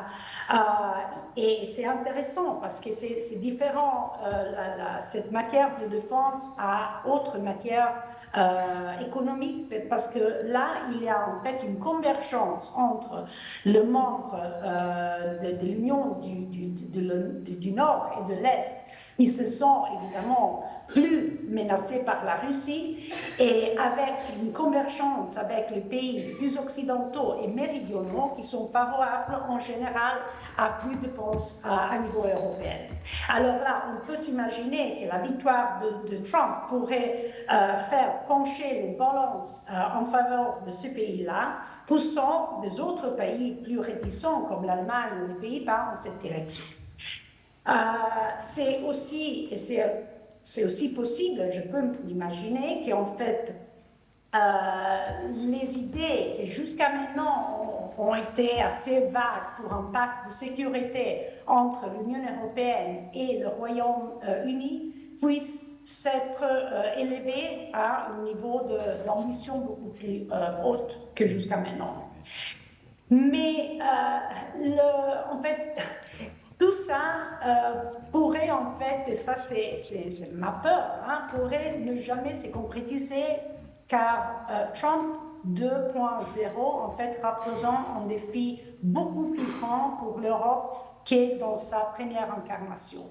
Ça, c'est pas seulement parce qu'en fait, comme Tutul est là, même l'a dit, il y a un Trump qui a gagné pas seulement la présidence, mais un parti républicain qui en fait contrôle aussi probablement les deux chambres du Congrès.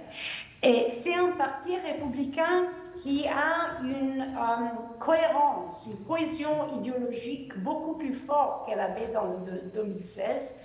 Et c'est un parti républicain qui en fait contrôle l'exécutif, le législatif et ce qu'on a vu depuis ces derniers ans, de plus en plus aussi le judiciaire. Donc, comme tu disais, Leila, c'est vraiment, il y a toutes les conditions, s'il veut, de vraiment avoir une politique très forte et très claire envers l'Europe. Donc, une situation assez différente de celle dans 2016.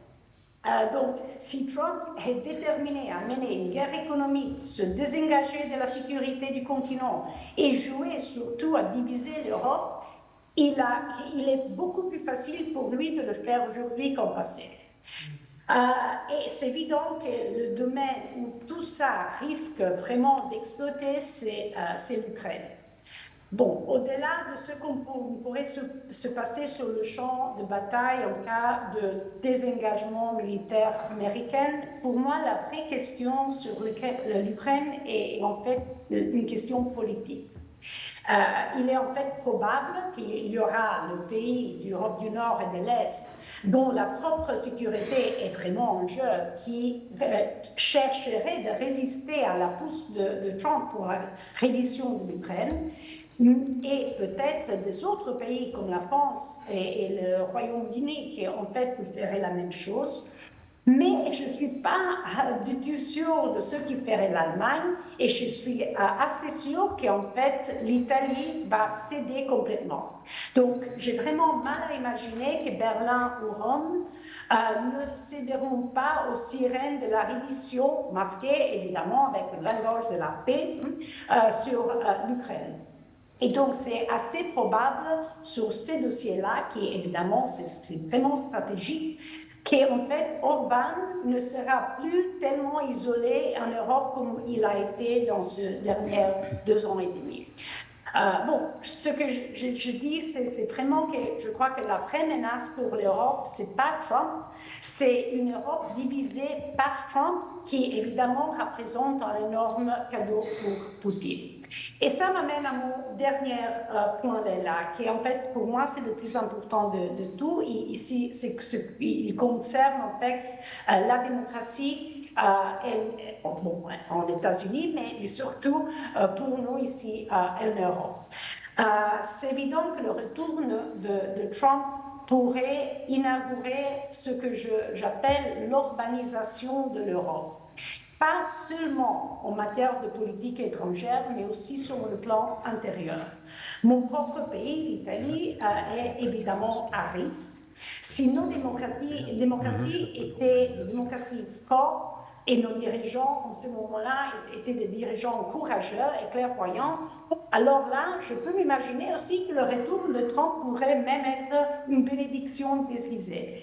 Mais malheureusement, ce n'est pas vraiment ce que je vois en ce moment-là en Europe. Donc le problème, ce n'est pas ce qui passe dans les États-Unis, le problème en ce moment est ce qui passe politiquement en Europe même. Merci. Oui, merci beaucoup.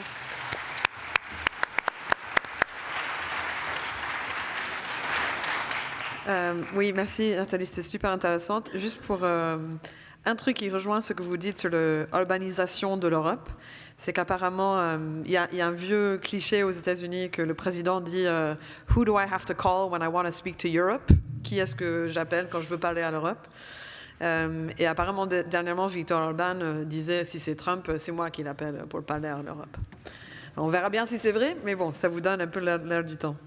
C'est le tour de Jean. C'est aussi, il est là parce qu'il est président par rotation. Mais oui, c'est vrai. Ça s'arrête le 31 décembre. C'est vrai. Bon, il a encore quelques semaines pour nuire dans ce cas-là.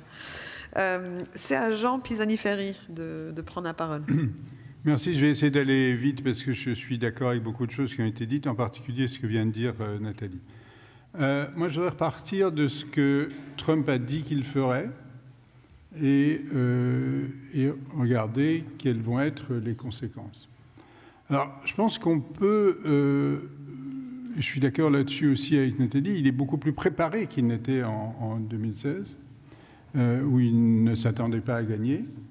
Là, il s'attendait à gagner, et il a mis en ordre de marche le Parti républicain, et à travers une série de propos plus ou moins cohérents, il a quand même dessiné une ligne de ce qu'il veut faire. Alors, qu'est-ce qu'il veut faire? D'abord, il veut expulser 1 million d'étrangers, un peu plus d'1 million d'étrangers en situation irrégulière, qui sont des gens qui travaillent aux États-Unis. Donc, il va commencer par faire ce qu'on appelle dans le jargon des économistes un choc d'offres négatif, c'est-à-dire qu'il va réduire la capacité de production de l'économie américaine. Pas énormément, 1 million, c'est pas énorme à la taille de l'économie américaine, mais quand même. Deuxièmement, il va mettre des tarifs douaniers. Alors, les tarifs douaniers, il a dit clairement ce qu'il voulait faire. Il veut faire au minimum 10% à l'égard de tous les partenaires des États-Unis, et il veut faire 60% de tarifs douaniers à l'égard de la Chine. Ça, c'est énorme, et parce que c'est pas, la dernière fois, il avait fait uniquement sur la Chine et sur certains produits. Là, c'est 60% sur tout, et c'est 10% sur tout. Donc, ça va être un choc massif sur le système commercial multilatéral. Et en plus, il a le plan de remplacer l'impôt sur le revenu par la recette des tarifs douaniers. Alors, les chiffres ne collent pas, hein, c'est-à-dire que les recettes de l'impôt sur le revenu des ménages et des entreprises, c'est beaucoup plus que ce que peut produire une taxe sur les tarifs douaniers, même si on met le taux des tarifs au taux qui maximise la recette fiscale. Mais ça va tout de même, alors, admettons qu'il en fasse une partie, ça va fragiliser un équilibre international qui est déjà très précaire. Et ça aura un impact très fort sur l'Europe, parce qu'il y aura l'impact direct à travers le tarif à 10% sur tous les partenaires. Et l'Europe a quand même, c'est un gros partenaire commercial, les États-Unis sont un gros partenaire commercial de l'Europe. Et puis en plus, il y aura l'impact indirect, c'est-à-dire que tout ce qui la Chine ne pourra plus vendre aux États-Unis, elle va le rerouter vers le marché européen. Donc ça, ce n'est pas des très bonnes nouvelles. Troisièmement, il a dit qu'il allait,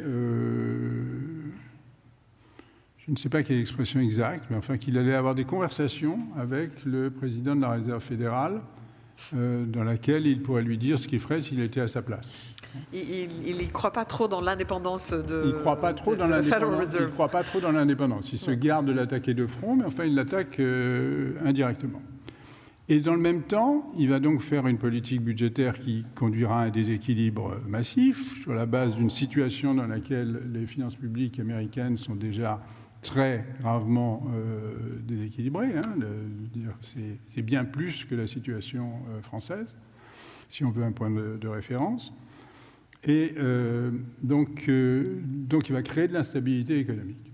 Je pense que la question qu'il faut se poser, c'est est-ce que notre système international, le système de relations, de coopération économique est capable de résister à des chocs de cette ampleur, hein? Et je ne reviens pas sur la politique climatique dont j'ai parlé tout à l'heure. Alors, le rôle des États-Unis dans le système international, pour prolonger sur le point que je venais de faire, c'est quand même un rôle tout à fait particulier. C'est-à-dire, c'est le gardien du système.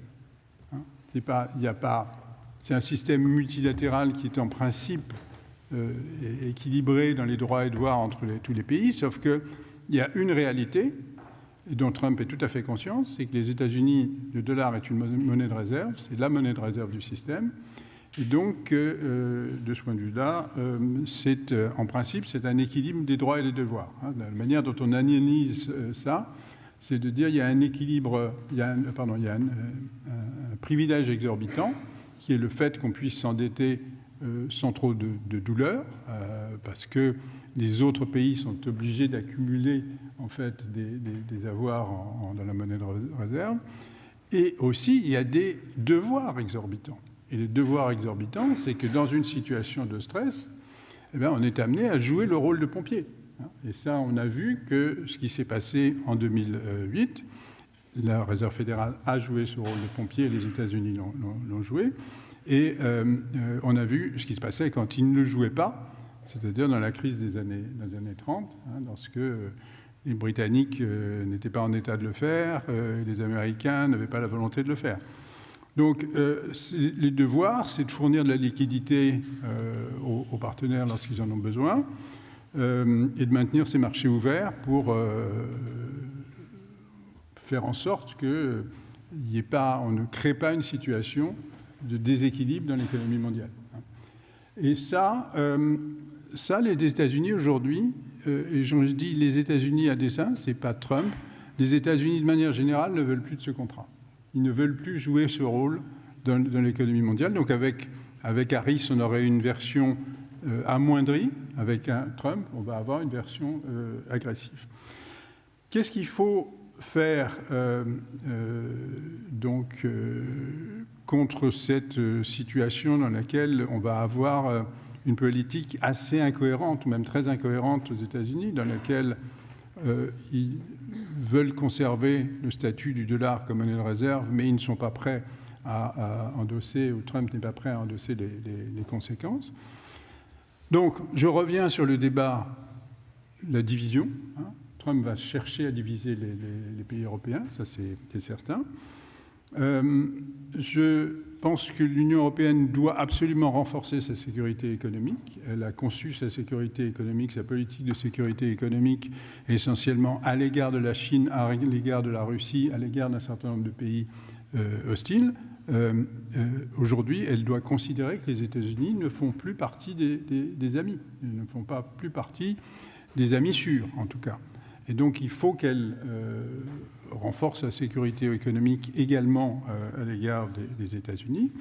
Et il faut aussi, mais ça va être difficile, il va falloir créer les conditions pour que l'euro non pas serve d'alternative au dollar, mais au moins qu'on ait la capacité, l'Union européenne, la zone euro, et la capacité de fournir aussi, par le canal des banques centrales, de la liquidité aux pays qui voudraient s'arrimer à l'euro et qui voudraient faire partie d'une zone monétaire de fait plus large que la zone euro. Et ça, aujourd'hui, ce n'est pas possible pour des raisons qui sont des raisons de responsabilité de la BCE et d'absence de soutien budgétaire à l'égard de la BCE. Quand la Réserve fédérale, je termine là-dessus, a fait ces accords de swap avec un certain nombre d'autres banques centrales au moment de la crise financière de 2008, elle l'a fait en ayant une assurance écrite que le Trésor américain allait lui apporter un soutien si jamais elle faisait des pertes. Et ça, aujourd'hui, cette disposition n'existe pas et elle est difficile à introduire parce qu'elle suppose de casser la muraille de Chine qui sépare la Banque centrale du Trésor européen qui n'existe pas encore, mais à supposer qu'on le construise, il faudrait rompre cette muraille de Chine qui a été construite à dessein pour protéger la Banque centrale des pressions budgétaires, mais qui aujourd'hui fait que la Banque centrale ne peut pas s'appuyer sur une relation de confiance avec un Trésor européen. Je pense que M. Villeroy voulait réagir. Non, d'abord dire que je suis d'accord avec Jean sur l'aspect sécurité économique. Quand je citais tout à l'heure compter sur ses propres forces, je crois que c'est ça. On va même rendre hommage à une expression d'Emmanuel Macron là-dessus. Quand il parle de souveraineté économique ou d'autonomie stratégique, je crois qu'on y est. Alors, il y a des problèmes de traduction de ce terme en allemand ou dans d'autres langues de l'Union, mais on y est. Et ça ne veut pas dire l'autosuffisance complète de l'Europe sur tous les sujets, mais il faut qu'on gagne une plus grande indépendance économique et technologique.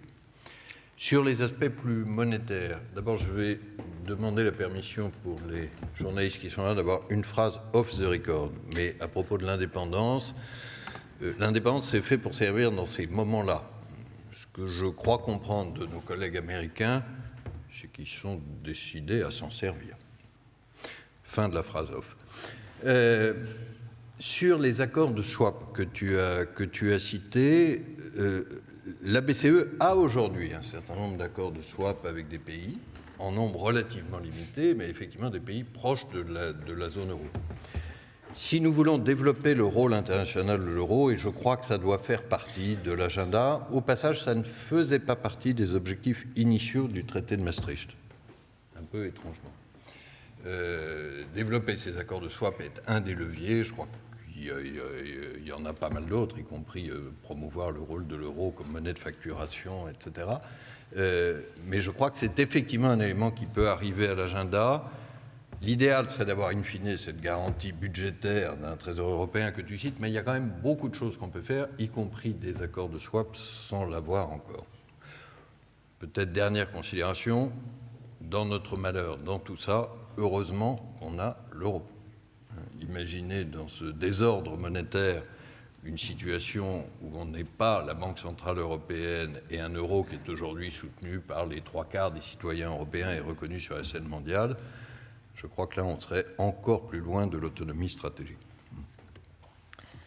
Je voulais juste dire une chose, un commentaire. C'est vrai qu'il y a ce risque que les États-Unis jouent la division en Europe, mais je pense que face, disons, à la concurrence des États-Unis, tu disais très justement, Jean, que les États-Unis, c'est des alliés, mais c'est des alliés moins sûrs qu'avant. Et au fait que la Chine également devienne très importante en matière d'innovation de rupture, je pense que quand même beaucoup de pays européens vont se dire il faut quand même qu'on se réveille. Et je crois beaucoup que ce n'est pas forcément les 27 d'un coup, mais je crois beaucoup à Coalition of the Willing. Il y avait à une époque, on parlait de cercles concentriques en Europe, Fabius ou d'autres avaient dit que sur des différentes initiatives, on pouvait avoir des périmètres. Et moi, je peux tout à fait imaginer, qu'on pousse, par exemple, qu'on crée des DARPA européennes à quelques pays européens. Même, j'inclurais, moi, dans les DARPA, l'Angleterre, d'ailleurs. Les Anglais sont très désireux dans des domaines comme la santé, comme ils sont très bons dans tout ce qui est armement et donc il y a des domaines où eux seraient prêts parce que Starmer, lui, il aimerait renouer avec l'Union européenne. On peut tout à fait imaginer Coalition of the Willing avec des pays européens qui sont prêts à jouer le jeu et même quitte à inclure même les Anglais dans des projets faire une union de projets. Et moi, je pense qu'il faut faire une union de projets avec ceux qui veulent. Et je crois que quand on démarre avec ceux qui veulent, les autres veulent quand même rejoindre. Ils ne veulent pas être exclus, quoi. Et je pense que c'est comme ça. Il ne faut pas vouloir chercher tout de suite à faire des choses à 27. Je ne vois pas, par exemple, une DARPA à 27 en Europe.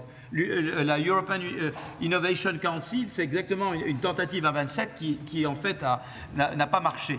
Et je pense que si on est imaginatif de ce point de vue-là, on peut avancer. Moi, je pense qu'il faut avancer. Il ne faut pas attendre d'être tous d'accord et qu'on peut trouver des gens suffisamment motivés pour aller, qui partagent ce souci. Et puis, peut-être, il peut y avoir aussi des choses dont on profite, parce que si les Américains jouent trop contre la Chine, moi, je ne dis pas qu'il faut avec la Chine faire tout, il y a des choses où il faut être méfiant, mais je pense beaucoup à la vision Kissinger. Kissinger disait qu'à l'égard de la Chine, il y a des domaines où il faut coopérer avec la Chine. Il faut pas être, la Chine n'est pas un ennemi sur tout, notamment sur l'environnement ou sur d'autres domaines. On peut collaborer et faire par exemple, des chercheurs chinois. Ils ont, par exemple, il y a ce qu'on appelait la China Initiative que Trump avait mis en place pour réduire les collaborations entre chercheurs chinois et chercheurs américains. Moi, j'ai fait des travaux récents qui montrent que ça, avec Céline Antonin, qui est présente ici, et qui montre que, en fait, ça nuit non seulement à l'innovation, à la recherche en Chine, mais aussi à la recherche américaine. Les Européens peuvent très bien décider d'avoir des collaborations de recherche avec la Chine, profitant du fait qu'il y a des restrictions entre la Chine et les États-Unis. On peut tout à fait avoir cette vision un peu à la Kissinger, de dire il y a des domaines où on peut faire. Donc moi, je crois qu'il faut explorer, et c'est là que je suis Gramscien, il faut explorer chaque opportunité d'avancer, parce que je crois qu'il y a quand même cette volonté de dire si vous voulez, avant, même les politiques de concurrence de l'Europe, c'était très inward looking, on regardait à l'intérieur de nous-mêmes. Mais maintenant, la concurrence, elle est avec la Chine et avec les États-Unis. Et je pense qu'il y a suffisamment d'acteurs en Europe qui sont conscients de ça. Eh bien, commençons avec ceux qui veulent le plus. Et moi, je pense que si on démarre comme ça, les autres ne voudront pas manquer le train et que c'est peut-être la manière d'avancer. Je vous propose d'être moins discipliné. Vous pouvez parler quand vous voulez maintenant. Vous n'avez pas besoin de demander la parole. Je pense que Nathalie veut dire quelque chose, alors on va lui passer la parole. Et ensuite, faites-vous plaisir. C'était sur ces points-là du Coalitions of the Willing. En théorie, je suis d'accord. Mais il y a effectivement cette dynamique où il y a un groupe des États membres qui décident d'aller dans une direction, et quand il y a une masse critique, donc ça devient évident que cette chose-là va passer, les autres veulent monter sur le train. Alors là on l'a vu avec le PESCO, avec la défense. Et c'était un problème, en fait, parce que on a arrivé au point que c'était évident que le PESCO, la coopération permanente structurelle sur la défense, allait commencer. Et il y a eu tous des autres pays membres qui, en fait, l'idée, ils voulaient baisser le niveau d'ambition, qui ont monté sur le train pour l'arrêter. Donc, il faut un peu comprendre comment mobiliser en fait une dynamique de Coalitions of the Willing. Voilà. Et comment est-ce qu'on peut éviter qu'en fait tous les autres montent sur le train pour le démarrer? Absolument. Je suis d'accord. Vas-y.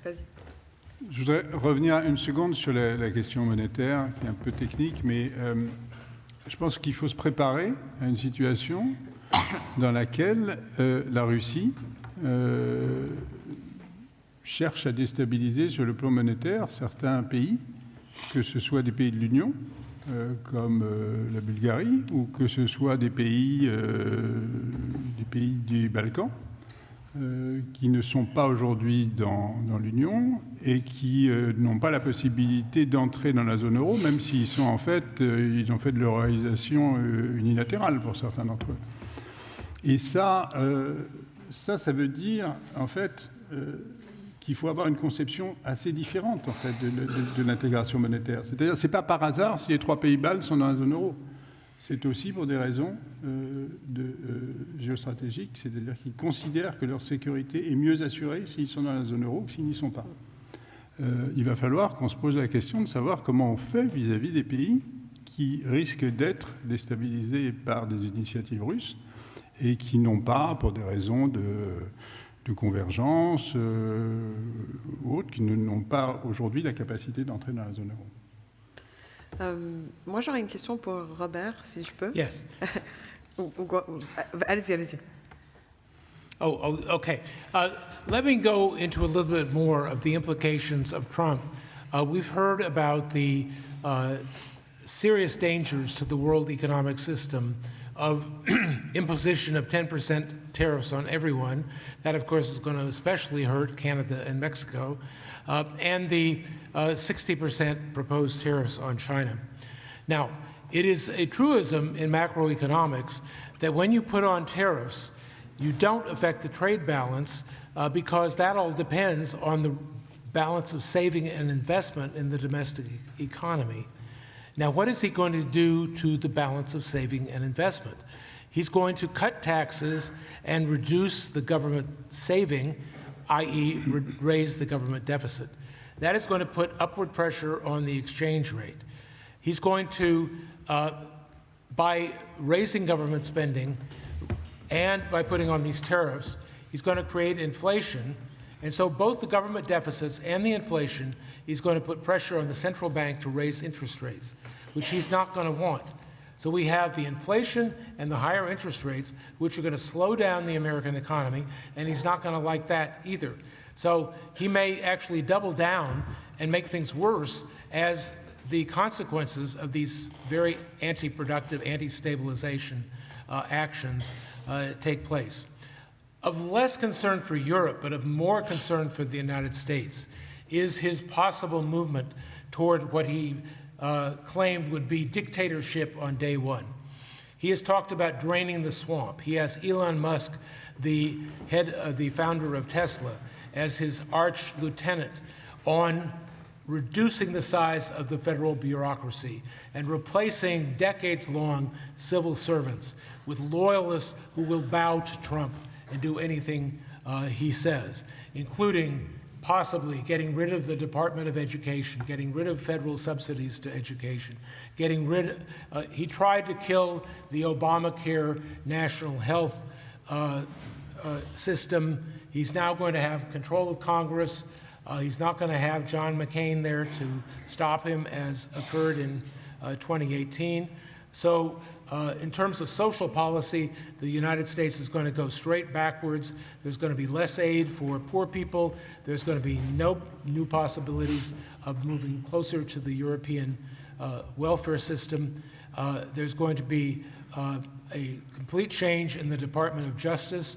So there'll be if you believe him, almost a Gestapo-like purge of not only the government employees, but the media. He has threatened to shut down major television networks that disagree with him or satirize him.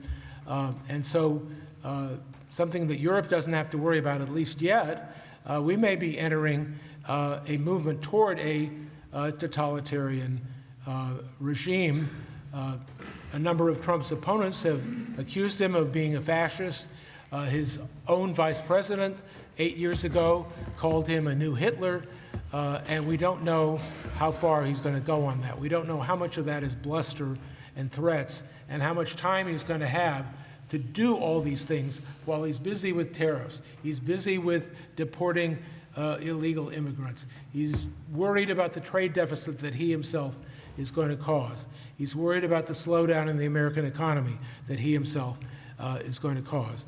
So Europeans don't have much to worry from Trump compared to what the Americans have to worry. It's going to be a very chaotic next 2 years. And the only good point about all this is he's going to create so much chaos and disruption that the Democrats will take control of Congress in 2026. Non, je voulais peut-être marquer deux accords avec ceux qui sont à la table. Le premier, c'est avec ce que Robert Gordon vient de dire et ce que Jean avait dit un peu avant sur les incohérences internes de la politique économique Trump. Parce qu'il veut réduire le déficit extérieur des États-Unis et il veut, semble-t-il, plutôt un dollar faible pour aider la croissance américaine. Or, il est plus que probable, c'est ce qu'a dit Robert Gordon, que cette politique va creuser le déficit extérieur américain à cause d'une relance budgétaire très forte et qu'elle va pousser le dollar vers le haut à cause des taux longs plus élevés et des tarifs. Et donc je ne sais pas comment ces contradictions internes vont se résoudre. Par ailleurs, le bilan en termes de croissance, dans tous les modèles qu'on regarde, aujourd'hui le bilan en termes de croissance américaine est négatif. Donc ça, je crois que c'est une contradiction assez forte. Je trouve que Corporate America, au passage, les entreprises américaines ne l'ont pas beaucoup dit avant l'élection. On va voir le rôle qu'elles joueront après. Mais ils étaient en soutien aussi. Ils étaient en soutien. Oui, je pense qu'il y a des gens qui se taisaient, mais ces contradictions, alors là, la plaisanterie favorite, il se trouve que je suis le seul non-économiste à cette table, la plaisanterie favorite consiste à dire que vous mettez 3 économistes à une table, vous avez au moins 3 opinions différentes, mais là, à peu près tous les économistes sont d'accord sur les conséquences de cette incohérence. Alors, je ne déduirais pas du fait de ces incohérences américaines le fait que l'Europe n'a pas un défi très lourd. Hein. Ça, je crois qu'il faut vraiment pas être dans la complaisance. Ça m'amène à mon deuxième point d'accord avec ce que Philippe a dit. D'abord, je pense qu'effectivement, la relation avec les Anglais redevient très importante. Et coup de chance, ça tombe à un moment, il se trouve que j'étais à Londres la semaine dernière, où la Grande-Bretagne est à peu près sortie de ces années terribles. Eux, ils ont vécu le populisme et les incohérences avant les autres. Ils sont en train de se stabiliser à un niveau un peu plus bas en termes de PIB, d'emploi à la City, mais je crois que cette relation va être très importante.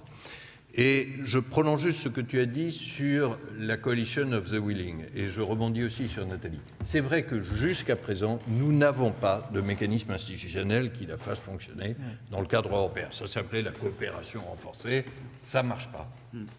Mais ça ne veut pas dire qu'on n'ait pas d'exemple à l'intérieur de l'Europe, et ça n'est pas dans les traités européens, mais d'accords qui marchent. Je suis extrêmement intéressé par ce qui se passe sur le domaine de la défense. Il y a le couple franco-allemand qui fonctionne depuis longtemps, j'y reviendrai. Il y a les accords de Lancaster House depuis 2010 qui sont la coopération franco-britannique en matière de défense, et celle-ci a survécu au Brexit. Le point que je souligne, parce que très peu de gens l'ont noté en France, c'est qu'il y a depuis 2 mois l'amorce d'un traité de défense entre l'Allemagne et le Royaume-Uni, la 3e branche du triangle. Voilà. Je ne sais pas comment tout ça va marcher, mais en matière de défense, effectivement, je crois que la PESCO, le truc à 27, ça ne marche pas. Mais par contre, les accords bilatéraux, ça peut vraiment donner des choses. Et je reviens sur un sujet financier. L'Espagne, voilà, 4e grand pays, a proposé qu'en matière d'union des marchés de capitaux, là, ce qu'on disait sur le muscle financier, on pratique aussi des coalition of the willing, en commençant à quelques-uns. Ce qui m'amène juste à conclure sur le couple franco-allemand. Je crois quand même que la condition de base pour que ceci fonctionne dans le cadre européen ou dans des coalition of the willing, c'est qu'on retrouve les voies d'un dialogue actif franco-allemand. Pour des tas de raisons, il n'est pas au mieux de sa forme. Oui, juste une chose pour être encouragé sur ce point. Les ministres de défense de l'Allemagne et de la France se sont réunis ce soir. Et apparemment, comme ils se connaissent bien à cause de tous les programmes de défense qu'ils ont ensemble, ces programmes-là ont plein de problèmes, mais bon, au moins ça avance. Il est venu, ce soir. Ce qui vous montre, ça c'est un signal que la France et l'Allemagne essayent d'envoyer. Je vais prolonger ce que vous avez dit. Oui. Il se trouve qu'il y avait la fête nationale allemande fêtée début octobre à l'ambassade d'Allemagne, et le duo Pistorius-Le Cornu a parlé ensemble. Ils sont devenus potes, je pense. Ce qu'a dit Philippe Aghion, c'est la méthode Pistorius-Le Cornu appliquée à plus de pays et plus de sujets. Peut-être, est-ce que Nathalie peut réagir sur le couple franco-allemand et la probabilité que ça se tient, parce que, sachant que le gouvernement en Allemagne n'est pas très stable, et de tendance, ils sont plus pro-américains que la France. Oui, alors là, deux réflexions. La première est que, surtout sur ce dossier de la défense, la coupe franco-allemande, maintenant c'est vraiment une question de démontrer quelque chose de concret. En particulier, je pense à cette division énorme sur le thème de la défense aérienne. où les Allemands ont suivi avec autres pays de l'Europe de l'Est et du Nord son chemin, qui en fait est très dépendant des États-Unis et d'Israël. Et la France et l'Italie sont laissés un peu seuls. Donc je crois que s'il y aura une reconvergence sur le thème de la défense, il faut que ça soit concret. Et je crois que ce thème de la défense aérienne, c'est vraiment le sujet. Deuxième réflexion, oui, la couple franco-allemand, mais je crois que la Pologne en particulier a un rôle très important. Il faut se rappeler qu'en fait, des pays européens, en ce moment-là, il y a l'Allemand qui dépense 4% de GNP sur la défense. Donc je crois qu'il y a un trio qui en fait est le trio de Weimar, mais là il y a des problèmes, pas seulement entre France et Allemagne, mais comme on voit, il y a des problèmes très sérieux entre la Pologne et l'Allemagne. Donc c'est dans ce trio-là, je crois que la France peut jouer un rôle très important. While you look, let me just quickly tell you about the election again. I already indicated that the big issues were inflation and immigration. By no coincidence, I released 2 weeks ago a paper using econometrics to explain not only the election results, but also what I mentioned before, approval of the president and consumer sentiment. I have a simple little equation for the electoral votes. In the U.S. system, there are 538 electoral votes. That's the total number of senators plus the number in the House of Representatives. So 538. To win, the president has to get 269 plus 1. So 270 is the magic number.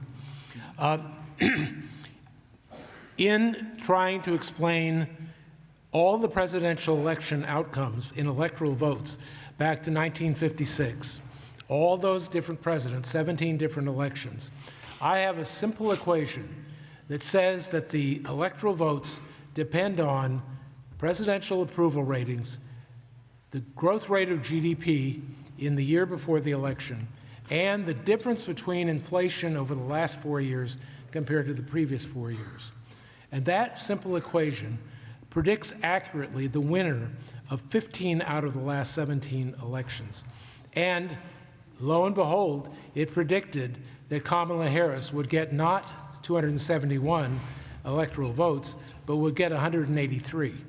And so I am very sad to report that 2 weeks ago I predicted a little bit worse election outcome than actually occurred. So this, I think, reinforces my main point I want to bring home, and that this is not a rightward turn in the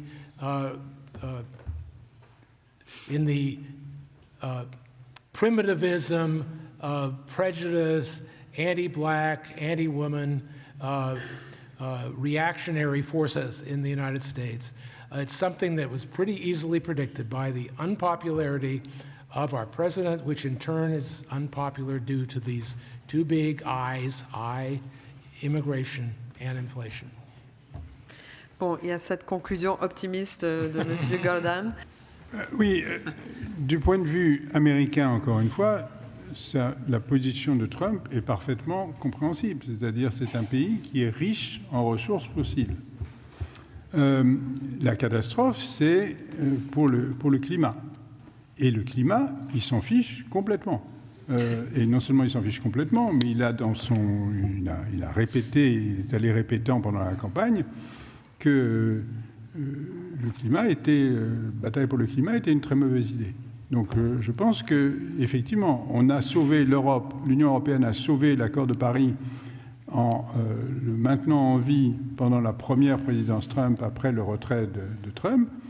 Il va falloir s'attacher à répéter cette performance, et je ne pense pas qu'on pourra la répéter, et je reviens sur ce que disait Philippe tout à l'heure, sans un accord explicite avec la Chine.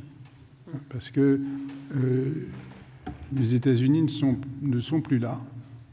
En revanche, la Chine, pour des tas de raisons, elle peut être un partenaire important dans cette aventure, ne serait-ce que parce que elle, son intérêt, c'est que les véhicules électriques se développent, parce qu'elle a basculé totalement son industrie automobile sur les véhicules électriques. Non, mais je crois que l'idée, c'est un peu la suivante, c'est-à-dire que, c'est ce que disait Robert Gordon, c'est-à-dire les États-Unis, en termes d'écosystème d'innovation, sont meilleurs que nous, d'accord, meilleurs que l'Europe. Mais en termes de modèle social, c'est catastrophique. Il y a eu le Obamacare, qui est une exception, et Trump va essayer de détruire le Obamacare. Et nous, le défi en Europe, et c'est ce que Draghi essaie et d'autres, c'est d'essayer de devenir plus innovant en devenant plus inclusif également. Vous voyez ce que je veux dire? Et sans renoncer à notre modèle social. Et donc, par exemple, l'éducation, c'est typiquement quelque chose qui vous rend plus innovant si on arrive à réformer et à retrouver des tests PISA et à refaire de l'école un ascenseur social. Voilà quelque chose qui va nous rendre plus innovants et plus inclusifs. Donc, le défi pour nous, c'est d'améliorer notre écosystème d'innovation tout en préservant et même améliorant notre modèle social. C'est ça le défi européen. On peut juste dire que les pays nordiques en Europe, voilà, qui sont les pays qui ont les champions du modèle social, sont aussi les pays les plus innovants. Exactement. Je ne crois pas du tout à la thèse de l'incompatibilité. Absolument, c'est là, absolument.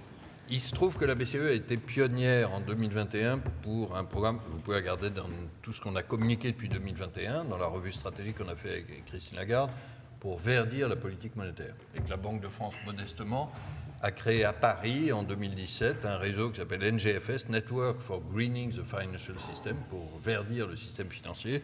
On a commencé à 8, on est 140 aujourd'hui. Donc on est extrêmement actif en la matière. Pour faire très court, je crois que ce qu'on peut et doit faire, c'est d'abord au titre de la supervision des banques et des assurances. Et un des gros messages qu'on a eu, c'est que porter aujourd'hui des risques bruns, etc., le risque climatique fait partie du risque financier. Donc on a obligé les banques d'abord à publier leurs risques climatiques, ensuite à les projeter, à les tester. On a fait des stress tests climatiques qui n'existaient absolument pas. Je peux vous dire, je fais ce métier depuis 9 ans, ça n'existait pas il y a 5 ou 6 ans. Maintenant, c'est généralisé. Et enfin, on leur impose des plans de transition pour réduire leurs risques climatiques. En ce qui concerne la BCE, on intègre les risques climatiques dans notre analyse économique, et quand on prend des titres d'entreprise en contrepartie, je ne vais pas rentrer dans la cuisine de la politique monétaire, nous chiffrons aussi le risque climatique. Ce n'est pas forcément à la BCE de financer directement l'économie. C'est vrai pour la transition, comme c'est vrai pour le reste. La BCE ne finance pas les industries de défense qu'il faudrait pour la sécurité ou les industries plus créatrices d'emplois, etc. On le fait à travers le système financier. Mais le système financier, on le pilote vraiment de très près sur son verdissement. Si vous me permettez une toute petite fierté française, parce qu'on peut quand même en avoir en ce soir qui n'est pas le plus gai de l'année, il se trouve que la Banque de France est classée la banque centrale la plus verte du G20, et pas par nous-mêmes, par un réseau d'ONG internationales. 3 fois de suite, voilà. Mais on va continuer dans le sens de votre question. D'accord.